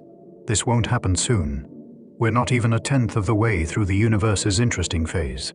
Stars will keep shining for trillions of years. Galaxies will continue their slow dances. There is so much time left that human civilization could rise and fall millions of times, and we'd still be in the era of starlight. Heat death is so far ahead it is almost mythological. But it is coming, inevitable. Written into thermodynamics, the universe's eventual rest after its long, energetic youth. Heat death doesn't mean everything gets hot. It means all heat, all energy has been distributed so evenly that no work can be done. Imagine a hot coffee in a cold room. Initially, there is a temperature difference, a gradient. Heat flows from coffee to room, and that flow could theoretically power something, a tiny engine perhaps. But once the coffee has cooled to room temperature, the gradient is gone. Heat is evenly distributed. No flow is possible. That is thermal equilibrium. Heat death is the universe reaching thermal equilibrium on cosmic scale. All energy everywhere distributed evenly. No hot spots, no cold spots, no gradients, no flows. Everything at the same temperature, just a fraction above absolute zero, because the universe's expansion has cooled everything down. Without gradients, no processes can happen. Processes require energy to flow from somewhere to somewhere else. Life requires energy gradients. Food has concentrated energy, which you extract and disperse. Thinking requires gradients. Your neurons fire using chemical gradients. Stars require gradients. Hot cores radiate energy to cold space. Remove all gradients and nothing can happen. The universe becomes static. This isn't a sudden death. It is gradual, gentle, taking incomprehensible spans of time. Stars burn out one by one. White dwarfs cool slowly. Black holes evaporate at rates so slow that the smallest black hole would take 10 unhurried years to evaporate completely. That is a 1 followed by 67 zeros. Supermassive black holes would take 10 free years. These numbers are so large they are essentially meaningless, but the point is, heat death happens slowly, patiently, with no rush. As the universe approaches heat death, it becomes increasingly dark and quiet. The last light sources fade. The cosmic microwave background, the afterglow of the Big Bang, continues cooling, its temperature dropping toward absolute zero. Eventually, there is nothing left but photons with wavelengths larger than the observable universe, black holes slowly evaporating, and occasional random quantum fluctuations, creating brief, tiny sparks of energy that immediately dissipate. Some physicists speculate about what happens after heat death. Maybe quantum fluctuations, given infinite time, could create a new Big Bang. Maybe the universe cycles, though we have no mechanism for how. Maybe heat death is truly the end, eternal and unchanging. We don't know, but thermodynamics suggests that once maximum entropy is reached, nothing significant can happen again. There is a peaceful quality to this inevitability. The universe isn't struggling against heat death. It is moving toward it naturally, following the most probable path, exploring higher entropy configurations. Heat death isn't failure, it is completion. The universe will have done everything it could do with its initial low entropy. It started with order and gradually, over trillions of years, spent that order on creating galaxies, stars, planets, life, thought, beauty. Eventually the order runs out, and what is left is silence. You might wonder, does this make everything meaningless? If the universe ends in cold, dark stasis, what is the point of anything? But meaning doesn't require permanence. A beautiful sunset is meaningful, even though it lasts minutes. A life is meaningful, even though it lasts decades. The universe's meaning, if it has meaning, doesn't depend on lasting forever. It depends on what happens during its active phase right now, while stars still shine and complexity still emerges. Heat death is far away, unimaginably far. By the time it arrives, everything we know will have dispersed into atoms. Those atoms will have been recycled through countless other structures. And the universe will be so different from now that our current era would be unrecognizable. But for now, the universe is young, active, full of energy and possibility. Entropy is increasing, yes, but it is nowhere near maximum. There is time, vast amounts of time, and in that time, beautiful things continue to happen. The universe's stellar era will last a long time. Red dwarfs, small, cool stars, burn their fuel so slowly they can shine for 10 trillion years. That is almost 1,000 times longer than the current age of the universe. These thrifty stars will outlast everything else, becoming the last remaining light sources in an otherwise darkening cosmos. Imagine the universe 10 trillion years from now. All the Sunday, like stars, are gone, burned out billions of years ago. Massive stars exploded as supernovae long before that. But a few remain, the smallest, coolest, most efficient ones, still burning, still shining, isolated islands of light in expanding darkness. Planets might still orbit these last stars. Frozen worlds, their surfaces coated with exotic ices, never to thaw. Perhaps some harbor remnants of ancient civilizations, long dead, their monuments cold and dark. Or perhaps life found a way to persist, huddled around these final hearths, evolving slowly in the dim red light, knowing their star will eventually die, but not yet, not for a few trillion years more. These last stellar systems will be lonely. The expansion of the universe will have carried other galaxies beyond the cosmic horizon. Light from distant galaxies will be redshifted so extremely it becomes undetectable. Each surviving star will be isolated in its own bubble of space, unable to see any other stars, surrounded only by darkness and the faint glow of cooling stellar remnants. Eventually, even these last red dwarfs will exhaust their fuel. One by one they flicker out, collapsing into white dwarfs, Earth-sized cores of degenerate matter, hot initially, but no longer producing energy, just radiating away their remaining heat. These white dwarfs will cool over trillions more years, becoming black dwarfs, dark, cold, inert. The universe will have entered its dark era, but even white dwarfs and black dwarfs won't last forever. On timescales of 10,000 years or longer, protons might decay. If this happens, even stable stellar remnants will gradually dissolve, their atoms breaking apart, their mass converting to radiation. The universe's dark era would transition into a photon era, nothing but diffuse radiation and black holes. There is something elegiac about the last stars. They read the universe's final defiance against entropy, the last sources of energy, light, warmth. When they die, an entire phase of cosmic history ends. The era of stars, the era we are living in, will be over. Future historians, if any exist, might look back on the stellar era as a brief, brilliant flash. A few trillion years during which the universe was bright and warm before settling into eternal cold. But this death isn't tragic. It is natural. Stars die because they must. They reconverting mass to energy according to MT, and that conversion is what powers the universe's complexity. Without stars dying, without energy flowing from hot to cold, nothing interesting would happen. Life requires stars to burn and die. So does thought. So does time. As arrow, the last stars are simply completing the process. They read the end of a long chain that began with the Big Bang, continued through galaxy formation, proceeded through generations of stellar birth and death, and culminates with these final persistent embers. When they go out, they have done their job. They have contributed their light and heat to the universe's story. And then, gracefully, they rest. You won. TC, the last stars.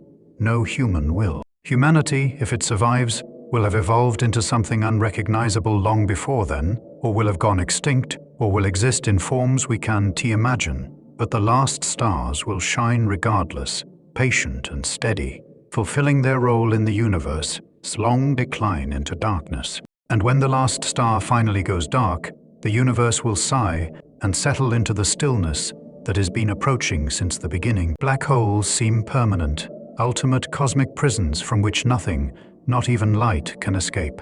But in 1974, Stephen Hawking discovered something surprising. Black holes evaporate. They emit radiation, lose mass, and eventually disappear. This process is called Hawking radiation. Here is how it works. Near a black hole's event horizon, quantum fluctuations create pairs of virtual particles, particle and antiparticle, popping into existence from vacuum energy. Normally, these particles immediately annihilate each other, returning to the vacuum. But near the event horizon, something else can happen. One particle falls into the black hole while the other escapes. From outside, it looks like the black hole emitted a particle. This emission comes at a cost. The black hole loses a tiny amount of mass. The escaping particle represents energy that is left the black hole. By impact, this means the black hole's mass decreases. Very slowly over incomprehensible spans of time, the black hole evaporates. For stellar, mass black holes formed from collapsed stars, this process is unimaginably slow. A black hole with the Sunday's mass would take 1050 years to evaporate completely. That is a 1 with 67 zeros after it, far longer than the current age of the universe. Larger black holes evaporate even more slowly.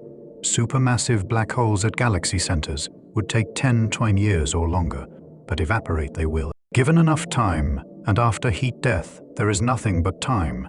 Every black hole will emit all its mass as Hawking radiation and disappear. The universe's final black holes will shrink, slowly at first, then faster.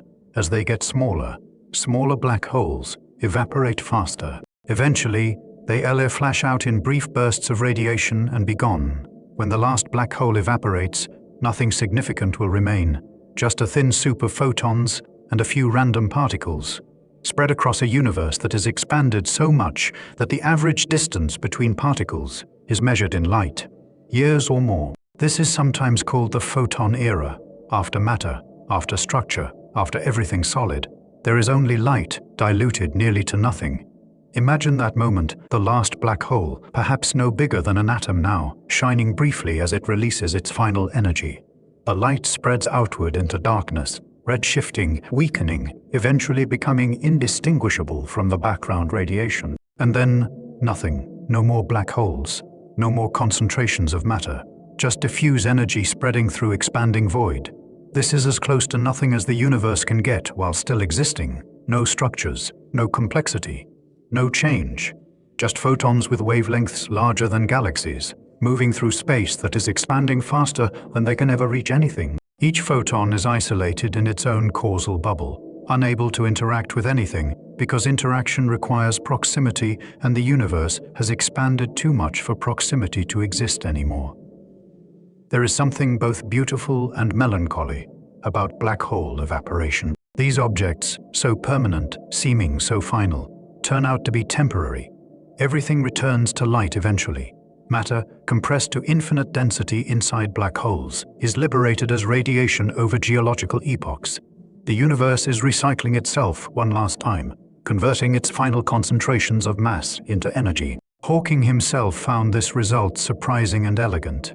It connects black holes' gravitational objects, quantum mechanics, the physics of the very small, and thermodynamics, the physics of heat and entropy. Black holes have temperature, entropy, lifetimes. They re-thermodynamic objects despite being gravitational. This suggests a deep unity in physics, hints at quantum gravity, points toward theories we haven't fully developed yet. For now, black holes are growing, not shrinking. They reabsorbing matter, gaining mass. The universe is still in its phase where black holes form and accumulate. But this phase will end. Star formation will cease. Gas will be used up. Black holes will have nothing left to consume. And then, slowly, patiently, they begin their long evaporation, returning their mass to the void, participating in the universe's final dissolution. You are living in the era before black hole evaporation matters. Right now, black holes are phenomena we observe, study, fear. But on the longest timescales, they read just another temporary structure, another way the universe has organized energy for a while, before releasing it back into disorder. Like stars, like planets, like you, they read temporary configurations in the universe, long journey from order to chaos, from low entropy to high, from something to almost nothing. Here is a philosophical question. If the universe reaches maximum entropy, with nothing changing, nothing moving, nothing thinking, does time still exist? If there are no observers, no processes, no change, does time have meaning? Some philosophers and physicists argue that time is fundamentally relational. It is not an independent thing that exists on its own. It is a relationship between changing states. Time is how we describe the fact that the universe was in one configuration yesterday and is in a different configuration today. Without change, there is nothing to relate, so time becomes undefined. After heat death, the universe will be in maximum entropy. By definition, a maximum entropy state has no gradients, no structure, no change. Every moment will be essentially identical to every other moment. The universe at time t and the universe at time 21 trillion years will look the same. No observer could tell the difference. If no one can tell the difference between moments, does the distinction between moments matter? If nothing changes, is time still passing? There is no definitive answer, but one perspective is, time becomes meaningless in a changeless universe. Not absent, perhaps, but irrelevant. Time might still exist mathematically, as a dimension in space-time, but experientially, pragmatically, it ceases to function. This also raises questions about observers. Right now, you are experiencing time because you are changing. Thoughts arise and pass. Sensations come and go. Your brain is processing, updating, moving from state to state. This creates subjective time, the feeling that time flows, that one moment follows another. But in a universe at maximum entropy, no observers exist. No brains, no consciousness, no one to experience time passing. And if no one experiences time, does it pass? There is a sense in which time is partly subjective, created by consciousness noticing change. Without consciousness, objective time might still exist, but there is no one to notice it, so its existence becomes academic. Some theories suggest time emerges from deeper physics. The Wheeler-DeWitt equation in quantum gravity describes the universe's wave function without a time variable. Time in this picture isn't t fundamental. It is emergent, arising from quantum entanglement or thermodynamic gradients or some other process. When those processes cease at maximum entropy, time might cease to emerge. The universe would be in a timeless quantum state, static and eternal. This connects to something we explored earlier. Perhaps time is temporary. It began with the Big Bang when the universe entered a low entropy state. It will end at heat death when the universe reaches maximum entropy. In between, for trillions of years, time exists, flows, creates history. But fundamentally, eternally, the universe might be timeless, with our experience of time being a temporary feature of being far from equilibrium. There is something peaceful about this. If time is temporary, then its demands are temporary. The urgency you feel, the pressure of deadlines, the anxiety about passing years, all of this is local, specific to the era when time exists. On the deepest level, the universe doesn't rush. It doesn't worry about time running out. It simply exists, and for a brief period, that existence includes time, and during that period, beings like you get to experience time's flow. When time ends, if it ends, it won. Be violent. It'll be gentle, gradual fading of change until nothing changes anymore. No one will be there to witness it, because observers require low entropy to exist. The universe will slip into timelessness quietly, like falling asleep after a very long day. And maybe, though this is pure speculation, in that timeless state, new possibilities arise. Quantum fluctuations given infinite duration, or no duration, since time does exist, might spontaneously create new low entropy regions, new big bangs, new universes, with new physics, new possibilities. The timeless void might be pregnant with potential, waiting to birth new temporal eras. But we don't know. What we know is time exists now. You are experiencing it right now. This moment, this thought, they all happening in time, during time's era, before time's potential end. And that makes this moment precious. Time is a gift, temporary, finite, yours to experience while it lasts. There is a place you can go where time doesn't exist, not far away, not in space, right here, right now. In this very moment, if you pay close attention, you can feel time dissolving. The past becomes memory, faint and distant. The future becomes imagination, insubstantial and hypothetical. And all that is left is now. This breath, this sensation, this isn't metaphor, it is direct experience. When you're fully present, when your attention is completely absorbed in this immediate moment, time loses its grip. You're not thinking about yesterday or tomorrow. You're not remembering or planning or anticipating. You're just here, experiencing what is happening right now. And in that state, time stops being a flow and becomes a vast, spacious present. Meditation practices point to this. Sit quietly. Follow your breath. Notice when your mind wanders to past or future. Gently return to now. The breath happens now. Sensation happens now. If you rest in nowness long enough, the sense of time passing diminishes. Minutes might pass like hours or hours like minutes. You lose track, not because you're distracted, but because you've stopped measuring, stopped comparing this moment to past or future moments. In this state, you might notice something strange. The present moment doesn't have duration. It is not long or short. It is just here. Try to measure it. When does no begin and end? As soon as you identify now, it is already becoming then. The present moment is infinitely thin, a moving boundary between past and future that can never be grasped. And yet, paradoxically, the present moment is all there is.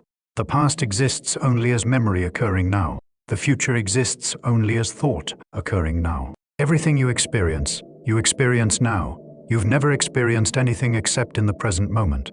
Past and future are mental constructs, ways of organizing experience, but they're not directly available. Only now is directly available. This realization can be disorienting or liberating depending on how you meet it. Disorienting because it undermines your sense of time as something solid and real. Liberating because it means you don't have to carry the past or worry about the future. They're not here. They're not real in the same way this moment is real. You can put them down, rest here, be present without the weight of time.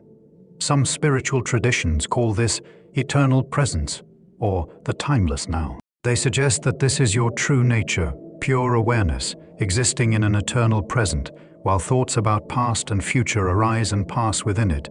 You're not in time. Time is in you. Awareness witnesses time but isn't bound by it. Whether you interpret this mystically or psychologically, the experience is accessible. Right now, you can notice you're here, breathing, aware. Everything else, memories, plans, worries, hopes, they're all mental activity occurring in this present moment. And this present moment, when you really sink into it, is timeless. It is always now. It is never not now. And if it is always now, then time in the sense of flow from past to future becomes questionable. You can return to this any time. When you feel rushed, pressured by time, anxious about past or future, pause. Come back to now. Notice breath, body sensation. Just for a moment, let past and future go. Be here fully without thinking about time. You'll find that time loosens its hold. The urgency fades. You're resting in the timeless present, where you actually always are, whether you notice it or not. Have you ever been so absorbed in something that hours vanished? You looked up and couldn't believe how much time had passed. You weren't bored, weren't watching the clock, weren't waiting for anything. You were completely engaged, and time disappeared. This is called flow, a psychological state where skill meets challenge perfectly, where you're neither bored, challenge too low, nor anxious, challenge too high, but right in the sweet spot where action and awareness merge. Athletes call it the zone. It is characterized by complete absorption, loss of self-consciousness, and distorted time perception. During flow, you're not thinking about yourself. The part of your brain responsible for self-referential thought quiets down. You're not monitoring yourself, judging yourself, or being aware of yourself as separate from what you're doing. You become the action. The basketball player becomes the shot. The musician becomes the music. The writer becomes the words. This loss of self corresponds with the loss of time. Normally, the self is constantly checking the clock. How long have I been doing this? How long until I'm done? Am I making progress? These internal questions create the sense of time passing. But in flow, these questions cease. You're not monitoring duration, you're just doing, moment to moment, without self-reflection. Time distortion is one of flow's most consistent features. Usually, time compresses hours feel like minutes. But sometimes it expands. Moments feel stretched, allowing extraordinary reaction times. Athletes describe time slowing down during crucial plays. Musicians describe notes becoming spacious, with plenty of time to make decisions. Somehow, flow changes subjective time, making it flexible. This suggests that your ordinary sense of time passing is constructed by your brain's monitoring systems. You're constantly checking, where am I in time? How long has this taken? What is next? These checks create temporal awareness, but also temporal anxiety. When flow shuts down these monitoring systems, time becomes irrelevant. You exist in a continuous present, each moment flowing into the next without gap or judgment. Flow requires specific conditions. The task must be challenging enough to demand full attention, but not so challenging that it creates anxiety. You need clear goals and immediate feedback. Distractions must be minimized. When these conditions align, flow becomes possible. Your brain stops worrying about time and starts simply being present and engaged. You can cultivate flow. Choose activities that match your skill level. Eliminate distractions. Set clear intentions. Then begin and let yourself be absorbed. Don't monitor yourself. Just do. If you notice time passing, you're not fully in flow yet. But if time disappears, if you look up later and are surprised by the clock, you've touched that timeless state where action and awareness merge. Flow is deeply satisfying. People often describe it as their best experiences, not because the activity was pleasant. It is often effortful, but because they were fully alive, fully present, fully absorbed. The ego dissolved, time disappeared. They became pure action, pure engagement, pure now. This state is available in many activities: sports, art, music, writing, cooking, conversation, even simple tasks if approached with full attention. The key is absorption. When attention is complete, time vanishes. When you're checking the clock, worrying about duration, thinking about yourself, that is when time drags. So if you want more time, or rather, if you want to experience timelessness, seek flow. Find activities that absorb you completely. Enter them fully. Let self-consciousness drop.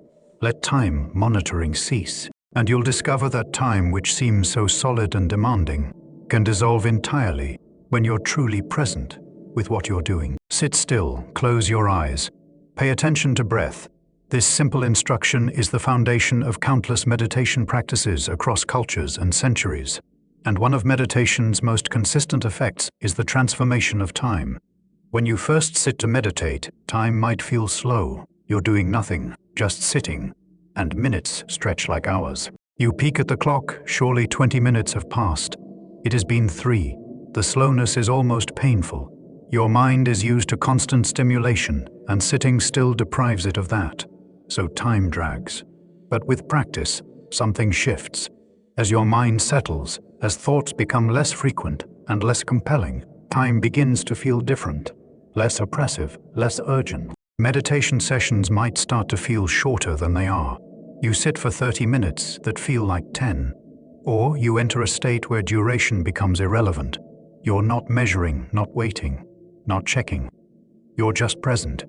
This happens because meditation withdraws attention from temporal thoughts. Normally, your mind is constantly narrating, this happened, then this will happen next.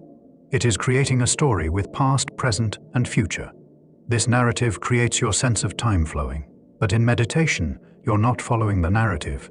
You're watching it arise and pass without believing it. Thoughts come and go, but you're not building a timeline from them. What remains is bare awareness, consciousness without content or with minimal content. Breath happens, sensations arise, but there is no story being constructed around them. No sense of, I've been breathing for 5 minutes and have 25 more to go. Just breath, just now, just this. In deeper meditation states, even the distinction between moments can blur.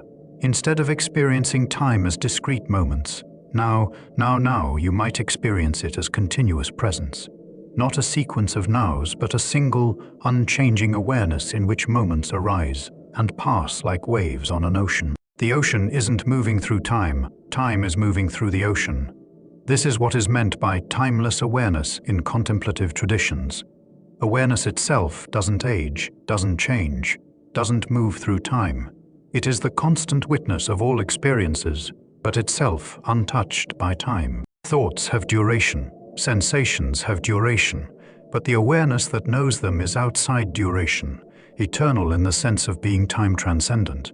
You might object, but I'm getting older. My consciousness is aging with my brain. True, your brain is in time. But the knowing quality, the awareness itself, does it age? Can you feel awareness aging, or does it feel the same now as it did when you were 20 or 10? The content of consciousness changes, but consciousness itself might be unchanging. This is subtle and easily misunderstood. It is not claiming your consciousness existed before birth, or will exist after death. It is pointing to something about the nature of present awareness. It is always now, always fresh, never old. Memories are old, but the awareness of memories is present. Plans are future, but the awareness of plans is present. Awareness lives only in now, which means it lives outside time's flow. Meditation makes this experientially available, not as a concept to believe, but as something to notice directly. When you're fully present, where is time? Where is past or future? They're not findable. They're mental constructs, thoughts, memories, anticipations. But they're not present in the same way breath is present, sensation is present, awareness is present. This realization doesn't make you irresponsible about time. You still show up for appointments, plan for the future, learn from the past, but you hold time differently, less seriously, less anxiously. You know from direct experience that time is a construction, useful but not ultimately real. What is ultimately real is this: now awareness, presence, and that is timeless. People who've had near-death experiences often report something strange about time. It stops, or rather, they exit time. During cardiac arrest, during accidents, during moments of extreme crisis, some people report a shift into timelessness, a state where they're still conscious but no longer experiencing duration. Common reports include life review, where their entire life flashes before them in an instant, yet somehow they experience every moment fully, or expanded moments, where seconds stretch into what feels like hours, or entry into a space that feels eternal, outside time entirely, where past and future don't exist, and there is only a vast, peaceful now. These experiences are controversial. Skeptics attribute them to oxygen-deprived brains, neurochemical changes during trauma, or confabulated memories formed after resuscitation. Believers interpret them as evidence of consciousness existing beyond the brain, beyond time. The truth is probably complex. What is interesting for our purposes is the phenomenology, what people report experiencing, and consistently, across cultures and contexts, people report time behaving strangely during near-death experiences. This suggests something about consciousness's relationship with time. One interpretation: when the brain's normal monitoring systems shut down due to trauma, oxygen deprivation, or other factors, the constructed sense of time collapses. Normally, your brain maintains a timeline, sequences events, creates duration. But if those brain functions fail, time might stop being constructed. What remains is timeless awareness, consciousness without temporal structure. Another interpretation: extreme stress alters brain function in ways that change time perception. Adrenaline, endorphins, and other neurochemicals flood the brain during crisis, potentially speeding up perception or altering memory encoding. What feels like expanded time might be the brain processing more information per unit of clock time, creating richer experiences that feel longer in retrospect. A third interpretation: these experiences point to consciousness being something more than brain activity, something that can exist outside normal time. This is the view of many who've had these experiences. They report that during the experience they felt more awake, more real, more themselves than ever before. And time wasn't just distorted, it was absent, irrelevant, transcended. We can't adjudicate between these interpretations, but we can note people who've touched these states often come back changed.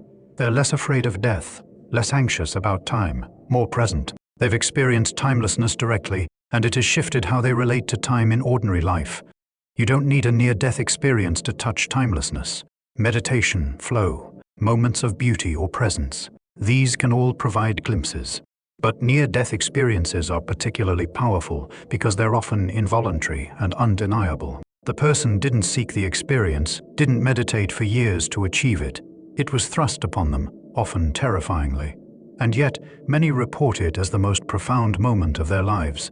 This suggests that timelessness is always available, always underlying normal experience. Usually, it is obscured by the brain's continuous construction of temporal reality. But when that construction falters through meditation, flow, crisis, or other means, timelessness reveals itself. Not as something to achieve, but as something that has always been there, like the sky behind clouds. All of this eternal now, flow states, meditation, even near-death experiences, points to one thing: presence is the doorway out of time. When you're fully present, time loses its tyranny. You're no longer trapped by past regrets or future worries. You're here now, and that is enough. Presence doesn't mean ignoring past or future. It means not being lost in them. You can remember the past presently. You can plan for the future presently. But you're doing these things from now, not from some mental time-traveled version of yourself. This is time's great paradox. You live in time, but you also transcend it. You're bound by clock time. You age, you have schedules, you exist in duration. But you're also free of time. You can access timeless awareness, rest in the present, touch eternity in each moment. The invitation is to practice presence, not as a rejection of time, but as a balance with it. Yes, honor time. Show up when you say you will. Learn from the past. Plan for the future. But also know time's limits. Know that it is constructed, flexible, transcendable. And know that beneath time's flow, there is timeless awareness, always available, always now. Right now, you're experiencing this. You're reading or hearing these words in the present moment. The words about time are happening in time, but your awareness of them is timeless, always now, always fresh, never old. This awareness is your home. You can return to it any time. As you prepare for sleep, you're preparing to let go of time. In sleep, you'll lose the sense of duration. Hours will pass, but you won't experience them passing. You'll enter a timeless state, dreamless sleep, where consciousness rests without temporal structure. And then you'll wake, and time will resume. and you'll re-enter the world of past and future. But for now, as you drift towards sleep, you can rest in this liminal space, still aware, but loosening your grip on time, letting past and future fade, settling into the timeless now that has always been your true home. The awareness that witnesses time but isn't touched by it. The eternal presence that you are beneath all the temporal content of your life. Pick up a rock, any rock, hold it in your hand. It feels solid, permanent, unchanging, but that rock is ancient. Depending on the type, it might be millions or even billions of years old. The atoms in it are as old as Earth itself, 4.5 billion years. The rock remembers things you can't imagine. Geologists read rocks like historians read documents. Each layer of sedimentary rock records a moment in Earth's history. The sandstone was once a beach. The limestone was an ancient sea floor, made of countless shells. The coal was a forest. Each rock type tells a story about what was here, what conditions prevailed, what life existed at the time of formation. Some rocks preserve even finer details. Ripple marks from ancient tides, captured in stone. Raindrops that fell 500 million years ago, their impressions still visible. Footprints of dinosaurs pressed into mud that hardened into rock. These are moments frozen in time, tiny snapshots of days that happened longer ago than we can truly comprehend. Metamorphic rocks tell stories of transformation. They were once other rocks, sedimentary or igneous, but heat and pressure deep underground changed them. The original structure is partially erased, overwritten by new minerals, new crystalline arrangements. This is the rock remembering being buried, compressed, heated, then uplifted again to the surface. A journey through Earth's depths and back, igneous rocks formed from magma. Remember volcanic events. A granite outcrop was once molten rock cooling slowly underground. Basalt was lava that erupted and cooled quickly. Each crystal in the rock grew over millennia, atoms arranging themselves in orderly patterns, locked in place as temperature dropped. The crystal structure is a memory of slow cooling of magma chambers deep below Earth's surface. Radioactive dating lets us read this memory precisely. Certain isotopes decay at known rates. By measuring how much has decayed versus how much remains, geologists calculate when the rock formed. The numbers are staggering. This granite is 1.5 billion years old. This basalt is 200 million years old. This sandstone is 400 million years old. Each date is a timestamp, placing the rock in Earth's long chronology. When you touch a rock, you are touching deep time. Your hand, existing for decades, is resting on material that has existed for eons. The rock was here before humans, before mammals, before dinosaurs, sometimes before complex life entirely. It will be here long after you are gone, slowly weathering, breaking down grain by grain, eventually becoming sediment, then perhaps someday rock again. There is humility in this. Stone teaches patience. It shows you that your timescale, decades, is infinitesimal compared to Earth's timescale. Billions of years. The urgency you feel about your life is real to you, but from the rock's perspective, you are here and gone in a blink. The rock abides, patient beyond comprehension, memory stored in mineral form, waiting for someone who knows how to read it to uncover the ancient stories it holds. The ground beneath you is moving, not fast, about as fast as your fingernails grow, a few centimeters per year, but moving nonetheless. The continents drift across Earth's surface like slow motion rafts on a viscous ocean. This is plate tectonics, the theory that revolutionized geology, revealing Earth's surface to be dynamic, constantly rearranging over millions of years. 200 million years ago, all continents were joined in one supercontinent called Pangaea. Africa, South America, North America, Europe, Asia, Antarctica, Australia, all connected, forming a single massive landmass surrounded by a single ocean. Animals could walk from what is now New York to what is now Morocco without crossing water. The same species lived across what are now separate continents. Then, Pangaea began to break apart. Rifts formed, magma welled up, new ocean floor spread. The Atlantic Ocean is still spreading. Europe and North America move apart by about 2.5 centimeters per year. That is slow, but over millions of years, it adds up. In another 200 million years, The Atlantic will be twice as wide as it is now. Meanwhile, the Pacific is shrinking. Oceanic crust is subducting beneath continents, diving down into Earth's mantle, melting and recycling. The Pacific's edges are ringed with volcanoes and earthquakes. The ring of fire, marking where plates collide and one slides beneath the other. This is geology in action, the dance of plates that has been going on for billions of years. Mountains form through this process. The Himalayas are rising because India is colliding with Asia. The collision began 50 million years ago when India, once separate, crashed into the Asian continent. The impact is ongoing. India continues pushing north, and the Himalayas continue rising, gaining a few millimeters per year. These mountains, the tallest on Earth, are monuments to slow collision, to stone crushing against stone over millions of years. Eventually, perhaps 250 million years from now, continents will converge again, forming a new supercontinent. Geologists have named it Pangaea, Ultima, or Amasia, though no one will be around to see if these predictions are accurate. The Pacific might close completely. The Atlantic might become the dominant ocean, or something else might happen. Continental drift is chaotic, influenced by countless factors difficult to predict beyond general trends.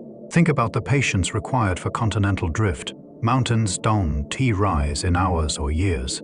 They rise over millions of years, grain by grain, earthquake by earthquake. Oceans don't open suddenly. They spread over millennia, new seafloor forming at mid-ocean ridges, old seafloor sinking at trenches. Everything happens at fingernail. Growth speeds, imperceptible to human perception, but undeniable over geological time. This is Earth's rhythm, slow, steady, unstoppable. Continents drift, mountains rise, valleys form, oceans open and close. On human timescales, Earth seems static, but it is not. It is in constant motion, constant transformation, just too slow for us to see. If you could speed up geological time watching a billion years pass in minutes, you'd see continents racing across the globe, mountains rising and eroding like waves, ocean basins opening and closing. Earth would look fluid, alive, dynamic. You are standing on this moving crust right now. Beneath you, miles down, hot rock flows slowly. Plates shift, forces accumulate. Someday, maybe tomorrow, maybe in centuries, an earthquake might release that accumulated stress, or a volcano might erupt, adding new rock to the surface. These sudden events are just punctuation in the slow sentence of geological time, brief moments of rapid change in a story that is otherwise written patiently, 1 millimeter per century. 1 mountain per illion years. Open the right rock and you might find a fossil, the preserved remains or traces of ancient life, a shell imprinted in limestone, a fern leaf pressed into shale, dinosaur bones mineralized in sandstone. These are time capsules, carrying information from deep in Earth's past, showing us life forms that no longer exist, ecosystems that have vanished completely. Fossils form rarely. Most organisms die and decompose, leaving nothing behind. But occasionally, conditions are perfect. The organism is buried quickly in sediment, protected from scavengers and decay. Over millions of years, minerals replace organic material, or the organism leaves an impression in stone. What results is a fossil, a record of life captured in rock. The oldest fossils are nearly 3.5 billion years old, stromatolites, layered structures built by ancient bacteria. For billions of years, bacteria and simple organisms were the only life on Earth.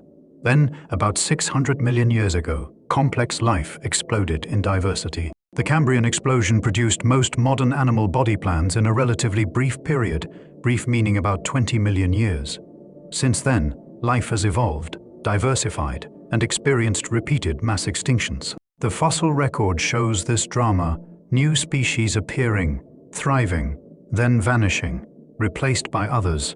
Trilobites dominated ancient seas for 270 million years, then went extinct. Dinosaurs ruled for 165 million years, then disappeared, except for birds, which are living dinosaurs.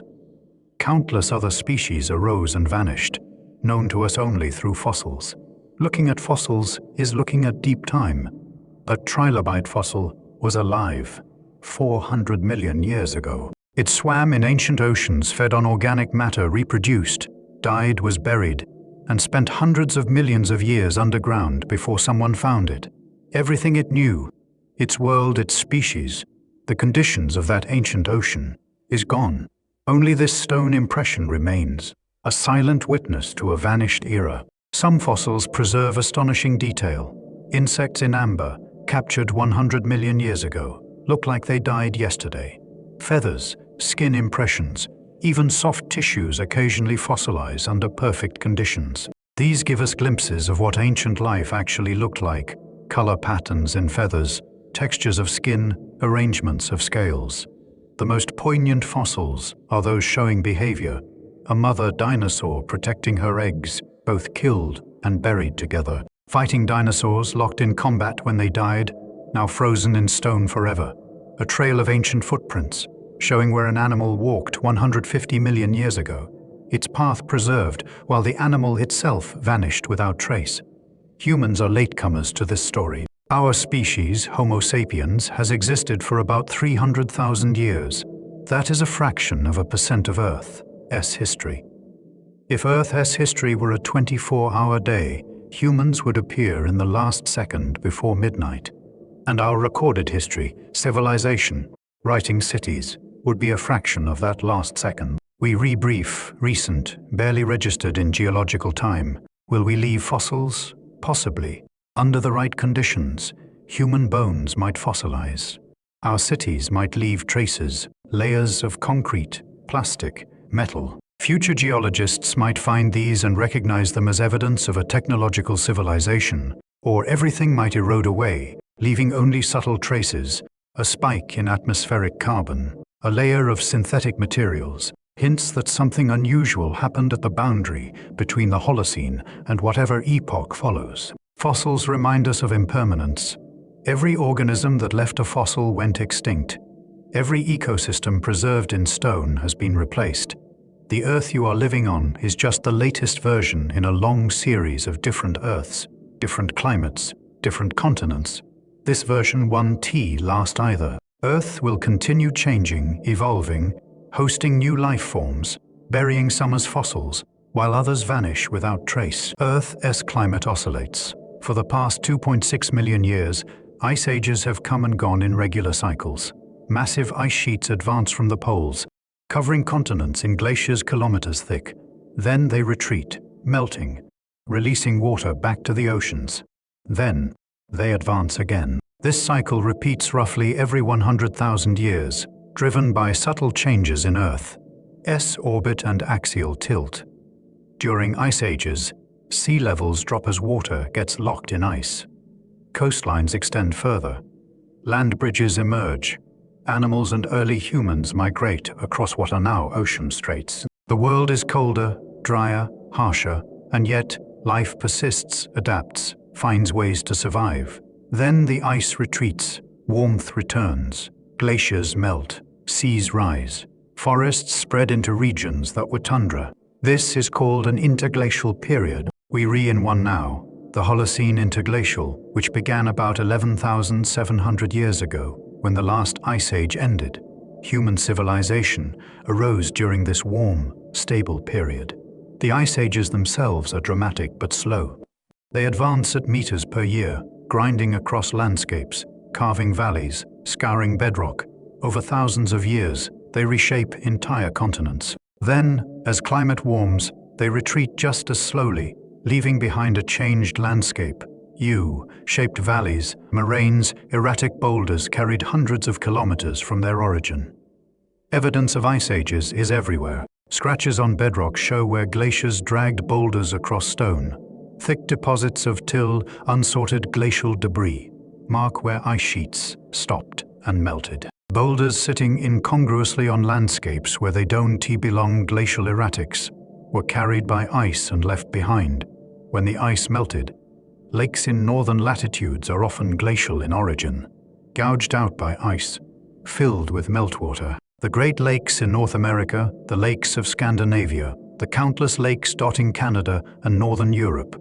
All are gifts of glaciers, holes carved in bedrock and filled with water when the ice retreated. What drives these cycles? Small variations in Earth's orbit. The orbit isn't too perfectly circular. It becomes more and less elliptical over 100,000-year cycles. Earth's axial tilt varies slightly over 41,000-year cycles, and the direction of the tilt wobbles over 26,000-year cycles. These are called Milankovitch cycles, and they subtly change how much sunlight different parts of Earth receive during different seasons. These changes alone are too small to cause ice ages, but they trigger feedbacks. More ice reflects more sunlight, cooling the planet further. Less ice exposes dark ground and ocean, absorbing more sunlight, warming the planet. These feedbacks amplify the small orbital changes into dramatic climate shifts, ice ages and interglacials. We are currently in an interglacial, but based on orbital cycles, we should be slowly heading toward the next ice age over the next tens of thousands of years. However, human-caused climate change has altered this natural cycle. We are rewarming the planet rapidly, potentially delaying or preventing the next ice age entirely. For the first time in millions of years, human activity is influencing Earth's long-term climate cycles. Ice ages remind us that even climate, which seems stable on human timescales, is dynamic on geological timescales. The climate you experience isn't permanent. It is just this era's climate, subject to change as Earth's orbit shifts, as feedbacks amplify, as continents drift to new positions. Earth has been snowball, completely frozen, and hothouse, ice, free at poles, at different times in its history. Right now, we're in an intermediate state, and grateful for it.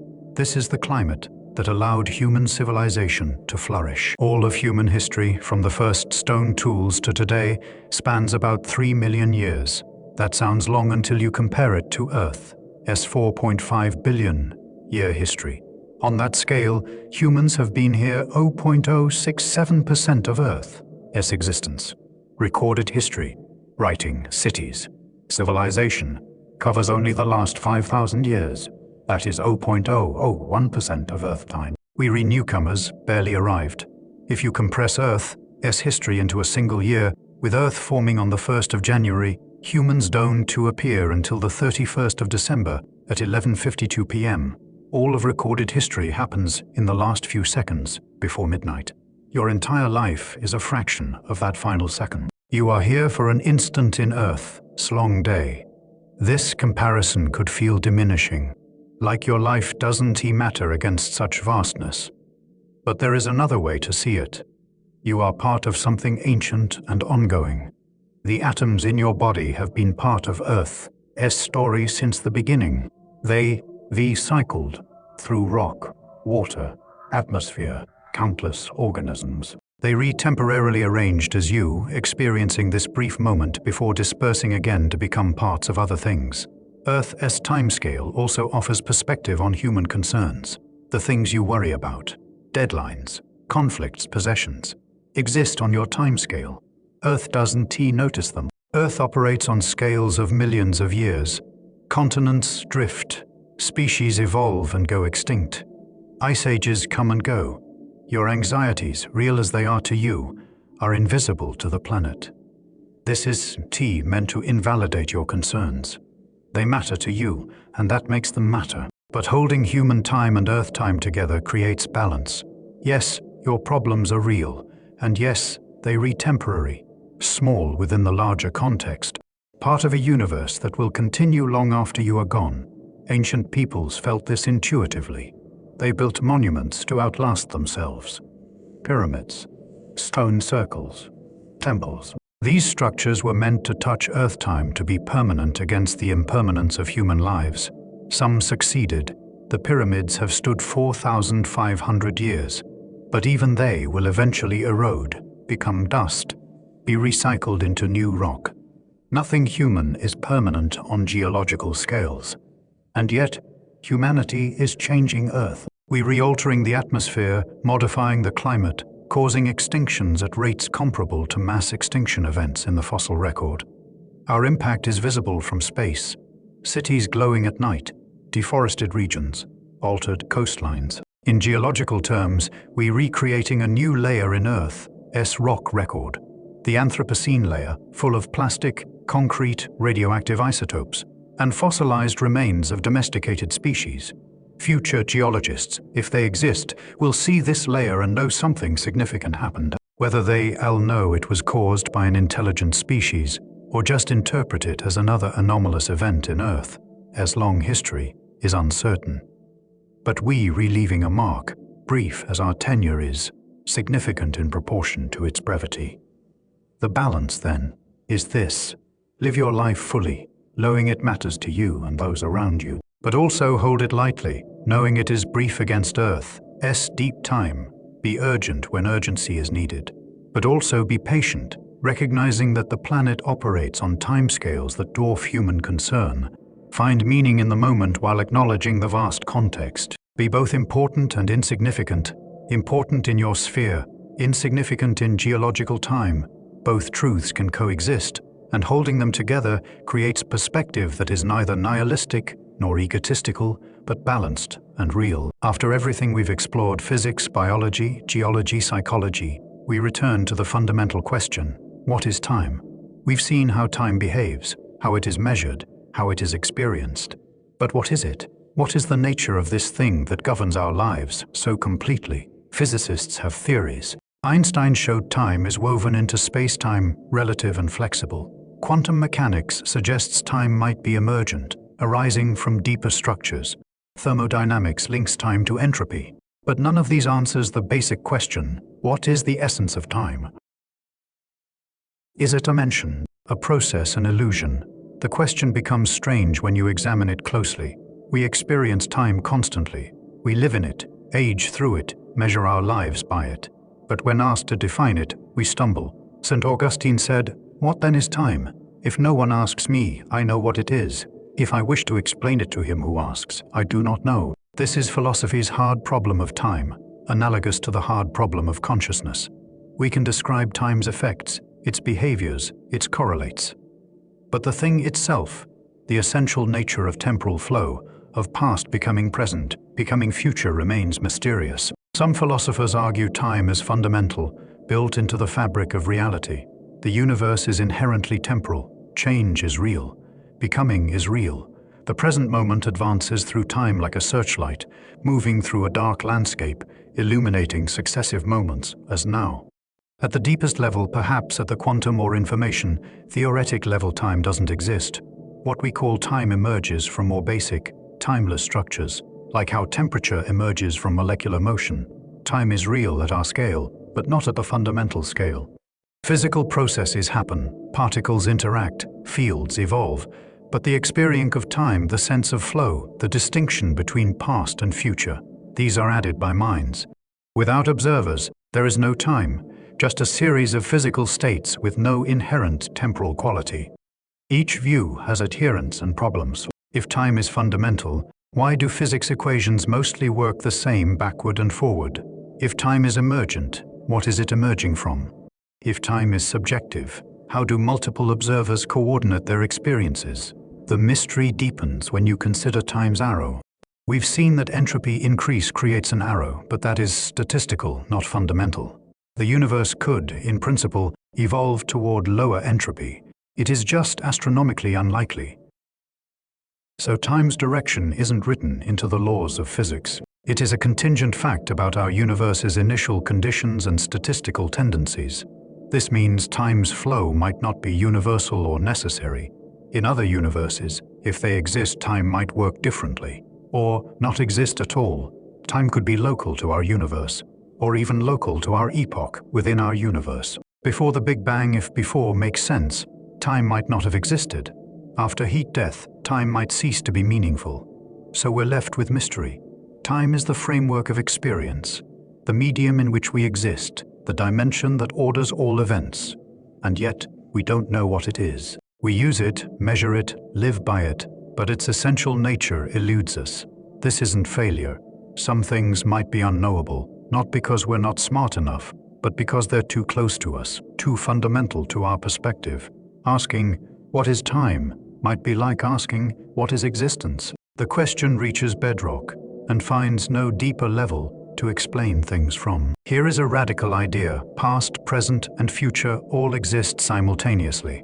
Right now, as you read this, the moment of your birth exists. So does the moment of your death. Every moment of your life exists eternally in a four-dimensional structure called the block universe. In this view, space-time is like a loaf of bread. Each slice represents a moment in time. Your yesterday, your today, your tomorrow. All the slices exist together, stacked in the fourth dimension, time. You're not moving through time, you're a four-dimensional object extending from birth to death through the time dimension, and your consciousness experiences successive slices of yourself as you go. This comes from relativity. Einstein showed that simultaneity is relative. Different observers disagree about whether distant events happen at the same time. But if same time is relative, then there is no universal present moment. Past and future aren't objectively different from present. They're just different regions of space-time, like here, and there are different regions of space. If this is true, your entire life, all of it, every moment exists eternally in the block universe. The moment you're experiencing now is no more privileged than any other moment. It feels special because you're experiencing it, but objectively, it is just one slice among many, all equally real. This means the future already exists. Your tomorrow is already there in the block universe. You just haven't experienced it yet from your perspective. But from a perspective outside time, a God's eye view of the whole block universe, your tomorrow exists just as much as your yesterday. Does this mean you have no free will? Not necessarily. Your choices are part of the block universe. The fact that your future actions already exist doesn't mean you didn't choose them. It just means time isn't structured the way we intuitively think. You're not creating the future. You're discovering it by moving through the block. Many physicists and philosophers find block universe compelling because it fits with relativity, but it feels wrong to human intuition. It seems to deny the openness of the future, the fixedness of the past, the specialness of now. It makes time feel like space, just another dimension to traverse rather than something that flows. Some resolve this by distinguishing between time and the experience of time. The block universe exists eternally, but consciousness moves through it, experiencing one moment at a time. The flow of time is subjective, how consciousness encounters the eternal block, rather than objective. Time doesn't flow. We flow through time. Others reject block universe. They argue that only the present exists. The past existed but doesn't anymore. The future will exist but doesn't yet. This is called presentism, and it feels more intuitive, but is harder to reconcile with relativity. A middle view, the growing block universe. The past and present exist, but the future doesn't yet. New moments are constantly being added to existence as time flows. The universe is growing through time, with the present moment being the cutting edge of existence. Behind it is the fixed past. Ahead is the non-existent future. We don't know which view is correct. Maybe they're all wrong. Maybe time is even stranger than any of these models suggest. But block universe is worth contemplating because it so radically reframes time. If your whole life exists eternally, then in some sense you exist eternally. Not that your consciousness lives forever, but that every moment of your consciousness exists timelessly in the structure of space-time. This can be comforting. Nothing is ever truly lost. Every good moment you've experienced exists forever in the block. Every person you've loved exists eternally in the moments you shared. The structure of space-time preserves everything, holds it all, keeps it real, even when your subjective experience moves past it. What if time isn't fundamental? What if it emerges from something deeper, something timeless? This is the idea behind emergent time theories, and they're gaining traction in theoretical physics. Consider temperature feels real. You feel hot or cold. But at the microscopic level, there is no temperature, just molecules moving at various speeds. Temperature is the average kinetic energy of many molecules. It is a macroscopic property that emerges from microscopic motion. It is real at our scale but doesn't exist at the fundamental scale. Maybe time is like temperature. At the macroscopic level, time exists, flows, has direction. But at the microscopic level, quantum fields, fundamental particles, there is no time. Just timeless quantum states evolving according to equations that don't have a time variable. What would the underlying reality be? One proposal: quantum entanglement. When quantum systems become entangled, they create correlations. These correlations have structure, and that structure could be what we perceive as time. Time emerges from the pattern of entanglement between quantum systems. Another proposal, information. The universe is fundamentally about information processing. Bits of information, quantum bits interact, create correlations, evolve. The apparent flow of time is actually the processing of information, the updating of correlations, the propagation of influence through the information network. A third proposal, causality. Time emerges from cause and effect relationships. Events are linked by causal connections. This caused that, which caused the other thing. The network of causal links creates temporal order. Past is what causes present. Present is what causes future. Time is the structure of causality. These are speculative, but they point toward a deep insight. Maybe time is a high-level description of underlying processes that are themselves timeless. Like how wetness emerges from H2O molecules that aren't themselves wet, time might emerge from quantum or information, theoretic processes that aren't themselves temporal. If true, this would explain some puzzles. Why do fundamental physics equations not distinguish past from future? Because at the fundamental level there is no past or future, just timeless quantum states. Why does time have an arrow? Because the macroscopic emergent time arises from statistical properties of many quantum systems, and statistics favor one direction. It would also suggest that time might not be universal. In regions where the underlying structure is different, perhaps in black holes, or before the Big Bang, or in other universes, time might emerge differently or not at all. Time would be contingent, local, dependent on specific conditions, rather than fundamental to all reality. This can feel unsettling. If time isn't fundamental, is it real? But remember, temperature emerges, but it is real. You can be burned by it. It has causal power. Emergent doesn't mean illusory. It means arising from a deeper level, but still genuine at the level where it emerges. Your experience of time would be real, even if time is emergent. The flow, the direction, the passage, these would be genuine features of your macroscopic reality, even if they're not features of microscopic reality. You live at the macroscopic level, so emergent time is the time that matters to you. And there is something beautiful about emergent time. It suggests that time, consciousness, complexity, all the rich features of the world arise from simpler foundations. The universe bootstraps itself from simple rules to complex phenomena. Time is part of that bootstrap, a high-level feature that emerges when simple things interact in complex ways. Some physicists and philosophers go further. Time is an illusion. It doesn't exist fundamentally, and its apparent existence at the macroscopic level is a trick of perception. We think time is real, but we're wrong. Julian Barber, a physicist, argues this in his book, The End of Time. He suggests the universe is a vast collection of nows, complete configurations of everything at an instant. These nows don't exist in time, they just exist. Each now contains records, memories, apparent history. But the history is illusory. Each now is independent, not caused by previous nows. Your memory of the past, that is part of the current now. The now you're experiencing contains brain states that seem to be memories, but they weren't actually created by past experiences. They're just there, now, creating the illusion of a past.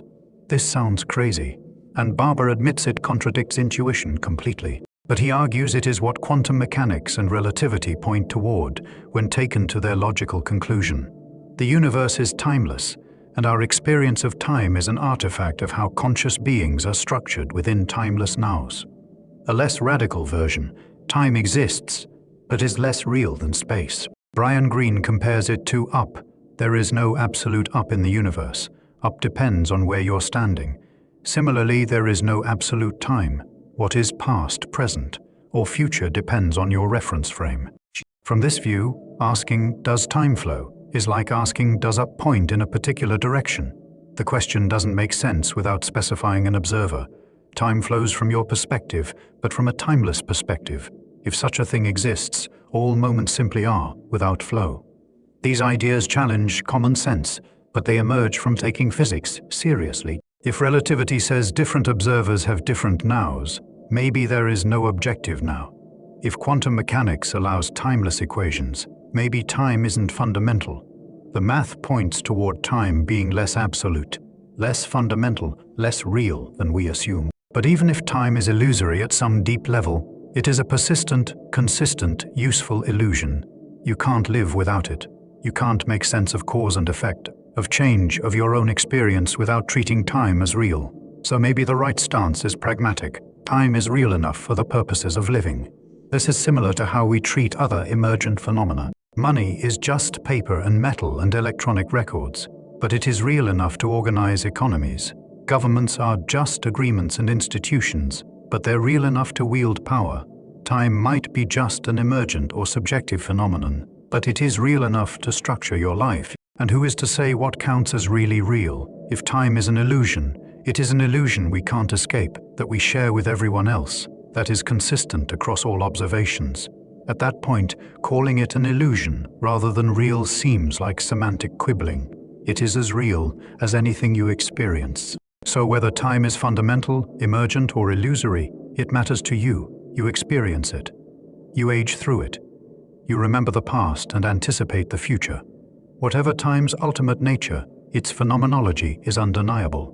And perhaps that is enough. We've explored many perspectives on time, fundamental or emergent, flowing or static, real or illusory, and we've arrived at no definitive answer. Time remains mysterious.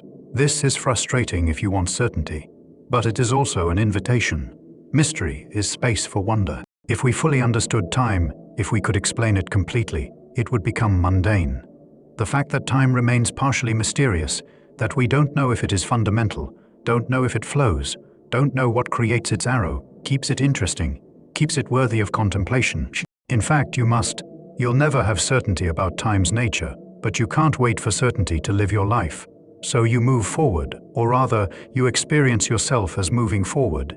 Through time, acting as if time is real, making plans and memories, living by the clock while occasionally stepping outside clock time to experience presence. This is the human relationship with time, practical and mystical at once. Practically, you treat time as real, measurable, linear. You show up for appointments. You plan for future. You remember past. Mystically, you touch timelessness in meditation, in flow, in moments of presence. You know time is strange, flexible, perhaps not ultimately real. Both modes are valid. You need practical time to function in society, to coordinate with others, to achieve goals. You need mystical timelessness to rest, to be present, to touch something deeper than clock time. Moving between these modes is part of being human. Science will continue investigating time. New theories will emerge. Perhaps someday we'll understand whether time is fundamental or emergent, whether block universe or presentism is correct. But even if science solves these questions, the mystery of experiencing time, why this moment feels like now, why time seems to flow, what it is like to be a temporal being might remain. That is okay. Some mysteries might be features, not bugs. Time's mystery might be essential to time itself. If you fully understood time from outside, you'd no longer be within it, and the understanding would no longer apply to your experience. So live with mystery. Appreciate it. Let time be strange, wonderful, partially unknowable. Use it practically. Experience it mystically. Study it scientifically. Contemplate it philosophically. But don't demand certainty. Don't wait for answers to live fully. Tonight, as you rest, time remains mysterious. You don't know what it is, but you're experiencing it. This moment is happening, whatever its ultimate nature, and that is enough. The mystery doesn't prevent you from being here now, resting in time's flow, while also touching its timeless depths. You're suspended between practical and mystical, temporal and eternal, knowing and unknowing, and in that suspension, you can finally rest. We've traveled far together through the landscape of time. We began with simple observations. How time feels, how it changes with our attention, how childhood seems longer than adulthood. From there, we ventured into physics, relativity's revelation that time is flexible, quantum mechanics' suggestion that time might be emergent, thermodynamics' arrow pointing always toward entropy. We explored biological time, the clock in your brain, the rhythms that sync you to Earth's rotation, the aging process written into your cells.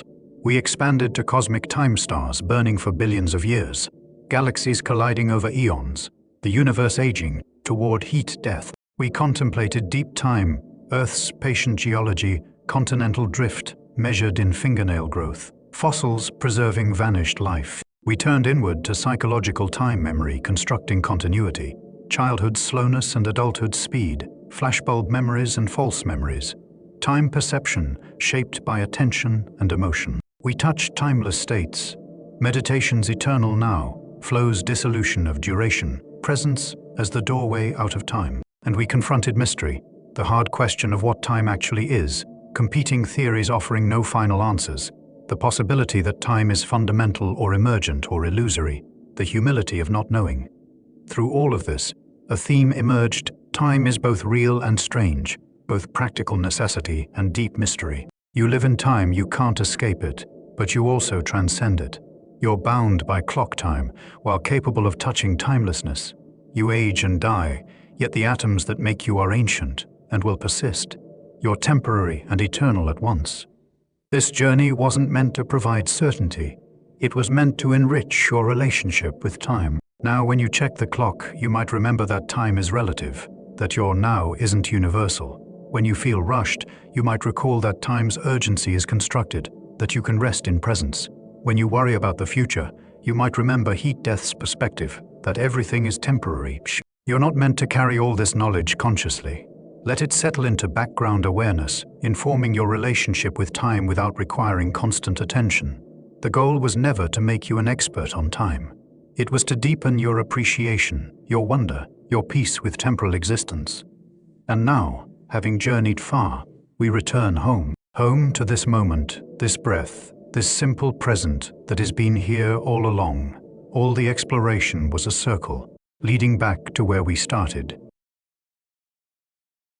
Here now, time and timelessness, meeting in your direct experience. Imagine life without time. No memory, no anticipation, no sense of before and after. Just an eternal present with no continuity, no growth, no relationships, no stories. You couldn't learn. Learning requires memory. You couldn't plan. Planning requires future. You couldn't connect. Relationships require shared history. Time isn't your enemy. It is the medium that makes experience possible. Yes, time brings loss, aging, death, but it also brings growth, learning, love, meaning. Everything you value exists in time. Every relationship unfolds through time. Every achievement requires time. Every joy is experienced in time. Without time, there would be no stories.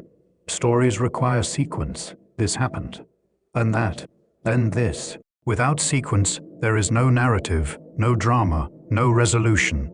Your life is a story. You are the protagonist, moving through time, facing challenges, making choices, growing. The temporal structure isn't a limitation. It is what makes the story possible.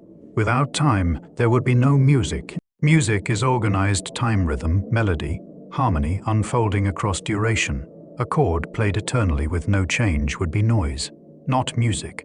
The beauty emerges from temporal structure, from notes following notes, from resolution following tension. Your life has music because it has time. Without time, there would be no meaning. Meaning arises from mattering, and mattering requires consequence. Your choices matter because they have effects that persist through time. If everything reset every instant, choices wouldn't matter. But they do matter because time links cause to effect, action to consequence, choices to outcomes. So time, despite its challenges, is a gift. It is the canvas on which life paints itself. Yes, the paint fades. Yes, the canvas is finite. But without canvas, there is no painting. Without time, there is no life as you know it. This doesn't mean you should love every aspect of time. The pressure, the urgency, the loss, these are hard. But they come with the package. You can't have growth without aging, connection without eventual separation, meaning without impermanence. Time is a package deal, and resisting it creates suffering. Acceptance doesn't mean resignation. You can work against time's negative aspects, slow aging through health, preserve memories through records, fight injustice before it is too late. But underneath action is acceptance. Time flows. Things change. Nothing lasts. Fighting these basic facts creates only frustration. Better to work with time, flow with it, use it, appreciate it. Yes, you're aging, but you're also accumulating experience, wisdom, depth.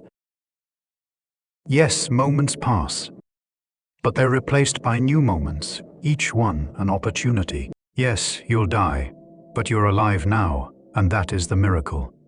Time is the fabric of experience. It is not separate from life. It is what life is made of. When you appreciate time, you appreciate life. When you make peace with time, you make peace with existence. Your life is time, the particular stretch of time between birth and death that is uniquely yours. And that stretch, however long or short, is your gift to experience, to inhabit, to live fully. Everything changes, nothing lasts. Every person you love will eventually be gone. Every place you cherish will eventually change beyond recognition. Every moment you're in is already becoming memory. This is impermanence, and it is the source of much human suffering. We want things to last. We want to hold on to good moments, keep loved ones forever, preserve what we value. But time doesn't work that way. Time is flow, and flow means change, and change means nothing stays as it is. Fighting this truth is fighting reality itself. Buddhism calls this dukkha, the unsatisfactoriness of existence due to impermanence. We suffer because we attach to what is changing, trying to hold on to what is flowing away. The solution isn't to not care. It is to love things while knowing they're temporary, to appreciate them because they're temporary. Think about cherry blossoms. They bloom for perhaps 2 weeks, then fall. Japanese culture celebrates this. Hanami flower viewing is specifically about appreciating beauty that is fleeting. The blossoms are beautiful because they're temporary. If they lasted forever, they'd become background, unnoticed. Their brevity makes them precious. Your life is cherry blossoms, beautiful because temporary, precious because limited. If you lived forever, this moment would be one of infinite moments, unspecial. But you don't live forever. This moment is one of a finite number, and that scarcity creates value. The people you love are temporary. Knowing this could create anxiety, clinging, fear of loss, or it could create appreciation, savoring time together, being present, not taking anyone for granted. Love matters because it is fragile, because the people you love won't be here forever. Same with everything, your health, your youth, your opportunities. They're all temporary. You could lament this, spend your life grieving inevitable losses, or you could let impermanence wake you up. When you know something won't last, you pay attention, you're present, you appreciate. This doesn't mean being morbid. You don't walk around constantly thinking everyone will die, but underneath ordinary experience is an awareness. This is temporary. This moment, this day, this life, it is all passing, and that knowledge, held gently, creates presence, appreciation, gratitude. Impermanence also means bad things don't last. Pain passes, difficult periods end. The worst day of your life will someday be memory, softened by time. This too shall pass, comforting during hardship, humbling during success. Nothing lasts, good or bad. Making peace with impermanence is making peace with time. Time is change.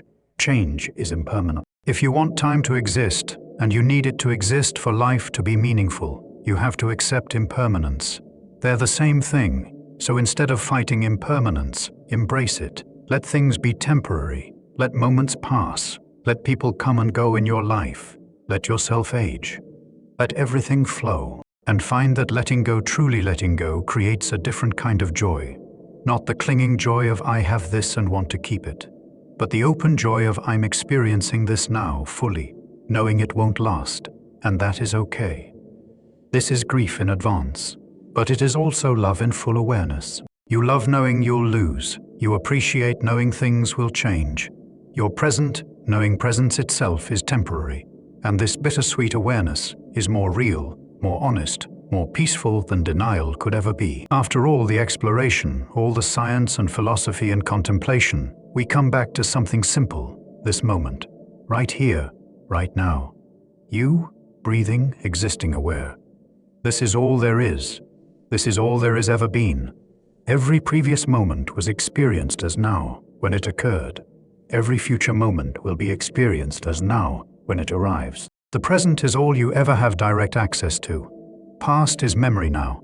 Future is imagination now. Now is the only thing that is actually present. And if you examine this moment carefully, it is enough. You don't need past or future to be complete right now. Breath is happening. Body is present. Awareness is functioning. These are sufficient. You're not lacking anything essential in this moment. The sense of lack comes from comparing now to remembered past or imagined future. But in pure now, there is just what is, and what is enough. This doesn't mean you shouldn't plan or remember. Of course you should, but underneath plans and memories is this, present awareness, the ground of all experience. And that ground is always available, always here, always now. Notice your breath. Feel it moving in. Each breath is happening now, not the last breath that is gone, not the next breath that hasn't come. This breath right now is the only breath that is real, and it is enough. Breathing is happening, and that is fundamentally okay. Notice your body, wherever it is resting, whatever position it is in. Feel it, the weight, the contact with surface, the temperature, the subtle sensations. All of this is happening now. Your body is present, and it is the only body you'll ever have. It is enough. Notice awareness itself. You're aware, conscious, experiencing. This awareness that knows breath and body. What is it? Can you feel it? It is not a thing you can grasp, more like a space in which things appear. Breath appears in awareness. Sensations appear in awareness. Thoughts appear in awareness. But awareness itself is constant, present, unchanging in the midst of changing content.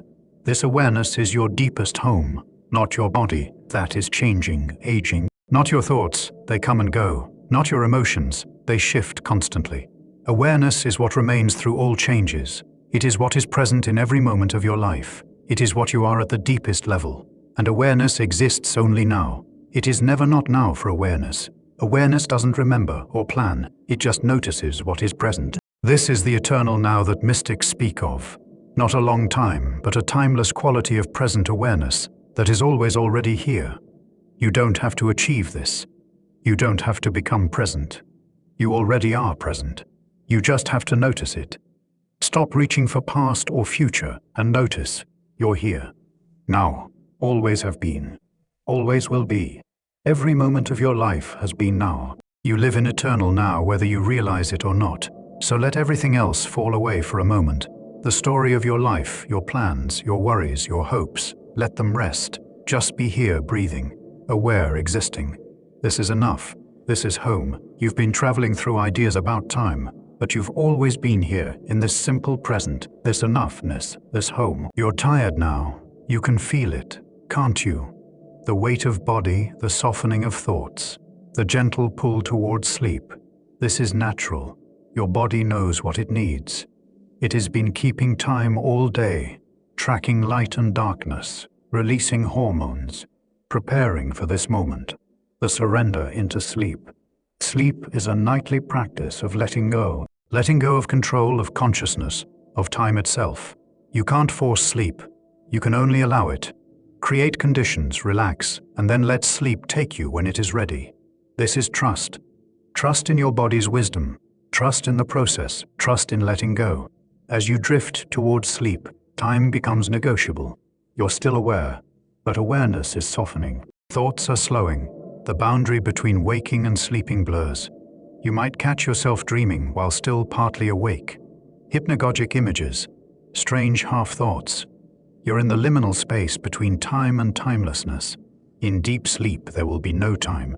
Hours will pass, but you won't experience them passing. You'll lose consciousness, and when you regain it, it'll feel instant, like no time passed at all. This is a nightly taste of timelessness, of existing outside duration, of consciousness at rest. Dreams will come and go, strange narratives, impossible physics, emotional landscapes. Dream time is different from waking time. Hours of dream content can occur in minutes of clock time, or minutes of dream can feel like hours.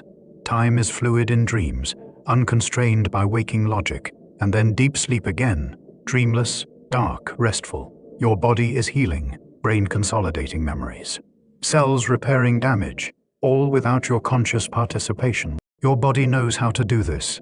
It has been doing it every night of your life. You can trust it completely. By morning, you'll wake refreshed. Time will resume its normal flow. You'll remember you're a person with a past and future, with plans and memories, with a life to live. But for now, you can let all that go. Let time go. Let consciousness go. Let everything go. Know where you need to be, nothing you need to figure out. The day is done. Tomorrow hasn't come. You're suspended in this moment, this threshold, this gentle fading of awareness into rest. Your breath is slowing. Thoughts are becoming less frequent, less coherent. The world is receding, and that is okay. That is good. This is sleep approaching, and sleep is a gift, a refuge, a nightly death and resurrection. You die to the world, and you're reborn in the morning. Everything we've explored, physics, biology, philosophy, mystery, it is all still true, but it doesn't need your attention now. The universe will keep its secrets. Time will keep flowing. Stars will keep burning. Earth will keep turning, and you can rest. You can let it all continue without you for a while. Close your eyes if they're not already closed. Feel the darkness behind your eyelids. Feel your body heavy and warm, sinking into surface, held by gravity, supported completely. There is nothing to hold on to, nothing to do. Time brought you here. Time will carry you forward. But right now, in this moment, you can rest in time's arms, held by something larger than yourself, something ancient and ongoing, something that will continue whether you're awake or asleep, working or resting, living or eventually dying. You're part of time's great flow, a wave on an infinite ocean, a brief pattern in eternal substance. And that is beautiful. That is enough. That is everything. Rest now, sleep. Let time carry you through the night. And in the morning, when you wake, you'll still be here. Still now. Still held by time's gentle, patient, eternal flow. Thank you for this journey. For your attention, your curiosity, your presence. Time is a gift. This moment is a gift. You are a gift to yourself, to others, to the universe that arranged itself so carefully to create you. Rest well, sleep deeply. And when you wake, may you carry some of this peace, this wonder, this acceptance of time's mystery and gift. Good night.